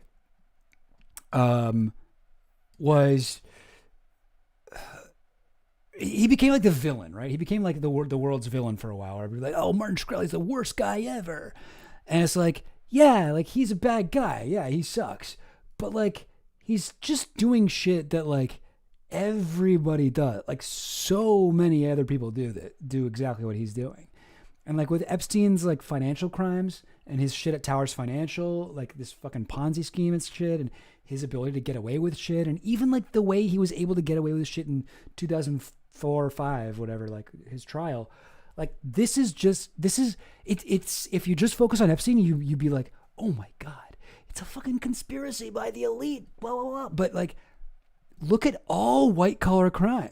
Look at nobody fucking suffers any consequences ever. Like Bernie Madoff suffered consequences for his Ponzi scheme because he was ripping off rich people. Like he was ripping off the elite. That's why he fucking went down. But like, far from a unique situation for Epstein to be whatever. You know what I'm talking about? Yeah, 2007, 2008. That was the trial, right? Yeah. Thanks to Finland Station. Glad you're here. I'm glad I'm paying attention to the chat this time. All right, here we go. Strategy. And Epstein ran the fund on paper until 2007, which also lines up with his first legal issues for all the awful stuff we really know his name for. He first faces charges in 2006, and he hammers out this deal that ends in like near immunity and just 18 months in prison, where he's allowed to leave for 12 hours a day to run his nonprofit foundation. Meanwhile, the financial dealings of Liquid Funding and firms like it resulted in the whole, bank collapse thing. Bear Stearns is at the center of it all. And wait, Liquid Funding? Liquid Lounge, the place Tartaglione's brother owned, where he killed the one of the guys. Interesting. 2 execs are indicted for lying to investors, including one named Major Investor Number 1. But the government doesn't have enough evidence to fully get these 2 executives, so they make a deal with Major Investor Number 1, also known as billionaire investor Jeffrey Epstein, though he's just spent the last year in a Palm Beach, Florida prison for approaching teenage girls for sex. He's now a free man after 6 months were shaved off of his sentence. Why? He's helping the government, reportedly here, build its case against former Bear Stearns hedge fund managers Ralph Cioffi and Matthew Tannen. Sorry, so YouTube only allows videos up to 3 minutes long, and I've got a lot more to say about That's weird. Wait. Okay, I didn't know this. That was reported at the time that he was helping feds with Bear Stearns? After 6 months were shaved off of his sentence. Why? He's helping the government, reportedly here, build its case against. That's crazy. Let's watch the second one. This is good. This is interesting. As Stearns collapsed further, the Federal Reserve stepped in to prevent total collapse of the economy and funded an acquisition of Stearns' assets by JP Morgan. That's the bank bailout you hear about. And as the deal was going through and before it was announced to the public, a ratings agency quietly announced that Epstein's firm, Liquid Funding, again 40% owned by Bear Stearns, had somehow wiped out all of their debt. It's inconclusive, but analysts at Wall Street on Parade provide excellent evidence that that was the federal government bailing out Jeffrey Epstein's fund. But right, yeah, I mean, because I had heard that this was something that people had alleged, but I guess that clip made it seem like it was completely confirmed. Anyway. This is still only 2008. In the following years, Epstein, as a free man, would continue his financial maneuvering while running a network of super heinous crimes. Crimes that his old friends at the banks allegedly turned a blind eye to. Epstein's primary bank for years was J.P. Morgan, which had also loaned liquid funding $250 million and bought Bear Stearns during the crisis. J.P. Morgan has a specific division for extremely wealthy clients like Epstein. Banks have a legal responsibility to pay attention to suspicious, large, or cash transactions among their customers. Analysts did flag Epstein's transactions as problematic, but executives ignored analysts' advice and kept Epstein as a customer. From 2008 to 2013, JP Morgan facilitated millions of dollars in cash transactions for Epstein, ignoring its own policy discouraging large cash withdrawals. One executive wrote, "Continue to do business with Epstein as an exception to the felon policy because his account was so valuable." And he was allegedly connecting JP Morgan with valuable clients like Bill Gates, Larry Summers, Sergey Brin, and even Benjamin Netanyahu. JP Morgan did eventually end their accounts with Epstein in 2013, but this is the thing I I talked about in my other stream. You know, I'm going to stop mentioning my other streams, but Jess Staley was the CEO of JP Morgan. He's the guy who was messaging Epstein and being like, "Oh, I had a great time there the other night. Had a great time with Snow White." And then Epstein was like, "Which character would you like next?" And he was like, "How about Beauty and the Beast?" And Epstein's like, "One side is available." And they're just like these really cringe Disney adult pedophile rapport they had going. Yeah, that's just Staley from JP Morgan. So weird stuff. That guy's still walking free. Allegedly kept contact with him after that for connecting them with other rich people. Another bank quickly swooped in to profit off of Epstein's money. A relationship manager at Deutsche Bank suggested to senior management that Mr. Epstein was a potential client who could generate millions of dollars of revenue, as well as leads for other lucrative clients to the bank. Deutsche executives knew everything about Epstein. They had a whole memo about soliciting underage prostitution, but in that same email, point out that he could bring in estimated flows of $100 to $300 million with revenue of $2 to $4 million annually. They ignored what Epstein was doing with his money so that they could make more money off of his money. Obviously, Jeffrey Epstein is a sort of singular monster for his awful crimes, but he was supported and protected by the very same economic systems that keep you down. Offshore accounts, bailouts, and being protected by banks are all just normal rich people stuff. Jeffrey Epstein just took the exploitation to another level and got caught. But the rest of it is going on around you all the time. Yeah, no, that's a great take, because like I was saying, it's just like the financial shit with Epstein. Like, I do have a big theory about Epstein and like where he got his money and stuff. Personally, I think a lot of it comes from the what's it called? The Towers financial scam he did with Steve Hoffenberg. I think that explains where he got it a lot. But I also think that Epstein was at his heart, like in his true core of his being, was a con artist. He was a amazingly successful con artist, and he was able to talk a big game and convince the very rich that he knew what he was talking about, and he had all these ways to circumvent laws and legal codes and allow them to retain their money and not give it up through taxes and be able to do whatever. And he'd convince them into letting him take full control of their finances. And then once they did that, he'd be like, haha, now I got control of your finances. Fuck you. I'm not giving it back. I'm just going to use it for my own shit. Like, I think that's what he did with Les Wexner. But sorry, I'll do a whole stream going over this in more detail. But this is basically what I think. But I think that he did get most of his money from Towers Financial. So if you're not familiar, I have to show you this. This will be quick. It's not necessarily. Let me go to this page. This is just kind of funny. Steve Hoffenberg, right? We know Steve Hoffenberg. So he's the guy who Jeffrey Epstein was working on Towers Financial with. Towers Financial ran what was at the time the largest Ponzi scheme in history. It was later broken by what's it called? Bernie Madoff. That was what that's what that was. And there's this is a page from, so Steve Hoffenberg was arrested. Like, Epstein left Towers Financial like right before the whole thing came crumbling down. He may have been involved. He may have been like, something may have happened there, but like with like the court case, maybe he like ratted people out or something, but he wasn't arrested or tried or anything. Hoffenberg was completely convicted. He went to prison. He served his time in prison, like 12 years or something like that. He came out and he fucking hates Epstein now. And he says that Epstein was actually the really bad guy. He was the guy who had the whole idea for the whole thing, and it was actually his idea to do a Ponzi scheme. And Steve Hoffenberg was like, no, that's mean. That's against the law. And Epstein was like, no, you're gonna do it. Like, Hoffenberg really like changes history. But this is just funny. So this is a page from the official towersinvestors.com website. This is a capture from the Internet Archive.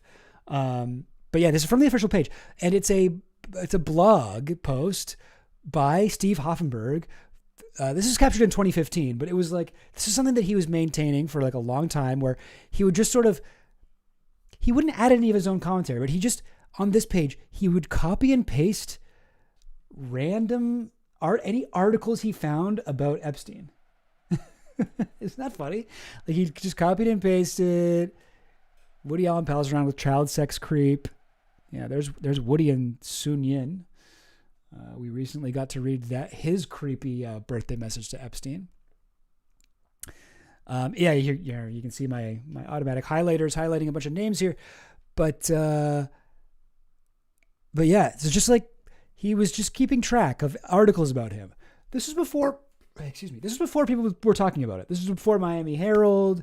This is before Filthy Rich. This guy was just keeping track. Just any article about Epstein. This is like the web 1.0 equivalent of like an obsessed man pinning like newspaper articles to a board, that they'll pan across to give you quick exposition in a horror movie. But yeah, this is from the official Towers website. So it's clear, like, if you watch his interview in Filthy Rich, this dude fucking hates Jeffrey Epstein, but it's even more clear scrolling down this massive website where he's like, this guy's a fucking thief. What the fuck was this one from? Babes suing Epstein feel heat? What the hell? Why on earth would they call them babes? That seems so gross. Isle of Babes. He doesn't say where he got these from. He just copies and pastes the full article. I'm still scrolling. I'm just over halfway done now. Yeah. Like, it looks like a lot of like gossip columns. Really, really interesting. So anyway, like Hoffenberg, yeah, here we go. Here we're at that. Hoffenberg from Towers, he's been following Epstein like a hawk the whole time. Watching. Oh, is that what it is? Page 6? See, I'm so dumb. I didn't even know that was a magazine. I thought that was just like page 6 of what was my question. But yeah. So have you seen this to the Finland? I thought I was showing you guys some like obscure shit. I was like, yeah, you want to see some real fucking Epstein fucking shit? This is going to blow your mind. And you're like, yeah, at the bottom it says. But yeah, no, it's very, very interesting. I would say my theory is, so yeah, I agree to the Finland. Okay, so Finland says, so my thing is, I think he's a con artist. I think at his core, that's what he was. To Finland says, I don't really buy he was a con artist. Like, all rich people kept hanging out with him for decades. I think they were getting something out of it. I can see that. Like, I can, yes. Yeah. No, I mean, well, he's a con artist in that he like, he was very good at manipulating people, you know, like he did with Brad Edwards. He was very good at like talking to people, getting them to like him. He was very charismatic, charming. These are the superficial charm of a con artist. And I think my theory right now, and it goes back and forth, but my theory right now is that he got most of his money from towers when he was able to sneak away and somehow avoid any fallout when that thing crumbled.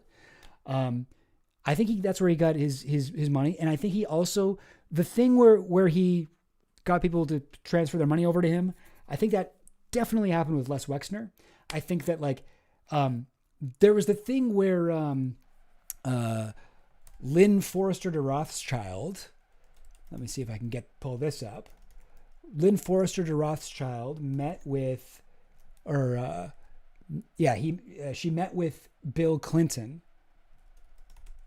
and talked to him about Epstein.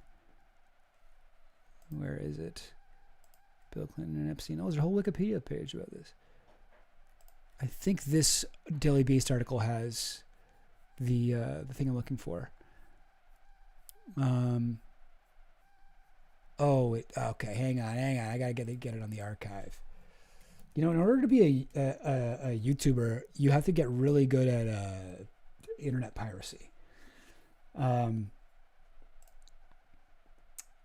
But completely irrelevant. What's your automatic highlighter? It's called Highlight This. It'll highlight stuff for me. It's good.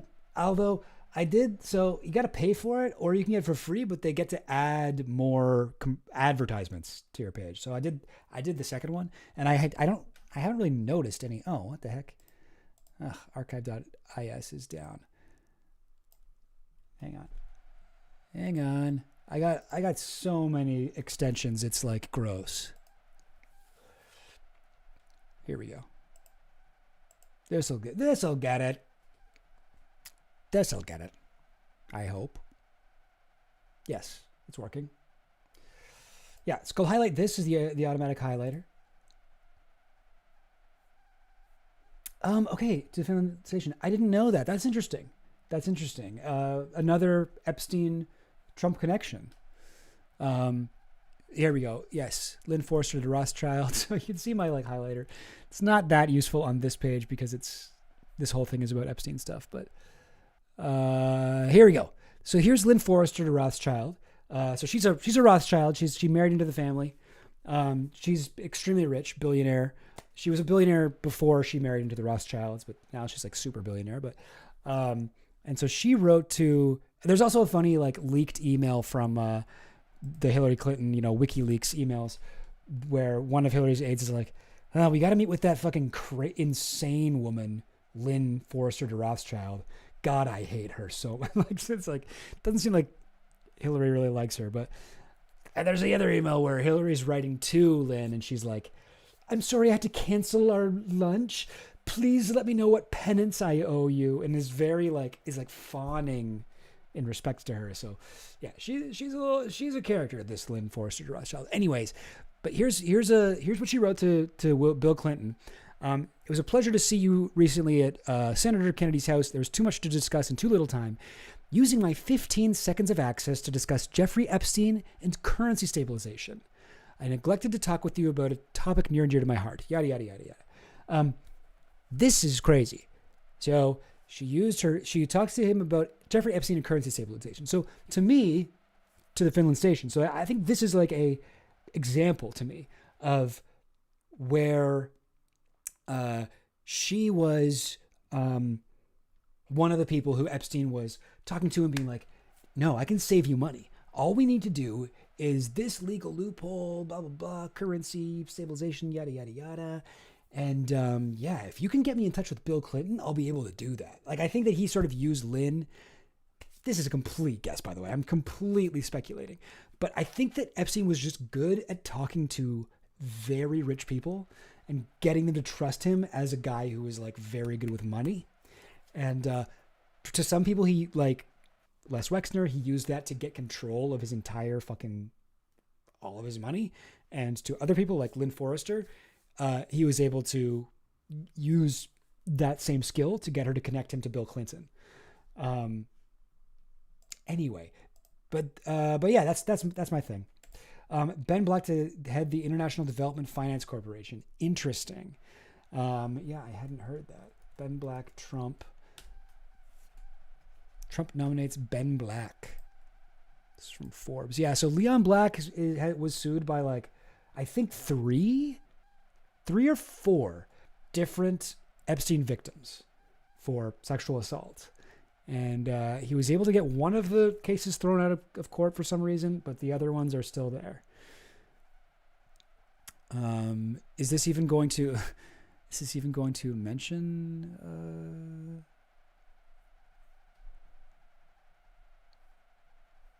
Yeah. Wow, this guy's writing shit with John Lonsdale. Oof. Yeah, I had not heard about this. Yeah, when they're highlighted in red, that's the Epstein client list right there. Leon Black. Interesting. Yeah, I mean, okay, it does mention Epstein. So here's an example though. Here's an example of what I'm talking about. Leon's a billionaire private equity investor who co-founded Apollo in 1990 with fellow billionaires, yada, yada, yada. Leon found himself in hot water in 2021 when Apollo's board found he paid late sex offender Jeffrey Epstein $158 million for financial services. What does that mean? What services is that? I don't think that that's true. I think that was Epstein ripping him off. Possibly blackmailing him, but I mean, I don't know. I don't know. I feel like I should just do an entire stream that's just on my personal. Here's what I think. Here's what I think Epstein was doing. Here's my like super theory of Epstein. Because yeah, it's tough. It's hard to know. Anyways, but yeah, no, very, very fucked. Very interesting. Yet another connection between Trump and Epstein. Crazy. To the Finland. Was that you? That was you that hit me up on Twitter, right? You sent me a link to that thread about what's it called? I just did the whole thing on him. Tartaglione. You sent me that, right? I think that was you. I think there are lots of money crimes that could be doing together that aren't tax advice or blackmail. Yeah, that's true. That's true. I could see that. I think this is my theory. It's not like I'm not 100% sure on it, but it's like the sense I get. I'd like to sit down. Okay, that was you. Okay, cool. Good to know. Yeah, thank you for that. Guys, I feel like, but what does Chill Goblin think? yeah, Gobpinion. I'll do a Gobpinion stream because I do have a theory of Epstein, and it changes. Like I said, I change my mind a lot. My theory of Epstein changes all the time, but I do want to do a few more of these before I get into that. Yeah, not sure what the next one will be. Maybe like on his money would be a good one, especially with that new video. Or his connections to intelligence might be good. Lots of different possibilities. I don't know. And some smaller ones I could do like a whole list of smaller ones. Guys, that's a good question, Keen. I want a Hollywood couple name for Trump and Epstein. Yeah, what would you think that would be? Trumpstein? Yeah, there you go. Easy. I don't know. I don't know if that really works though. Epstrump. Neither of them are very good. Donfrey Trumpstein. Donfrey Epstrump.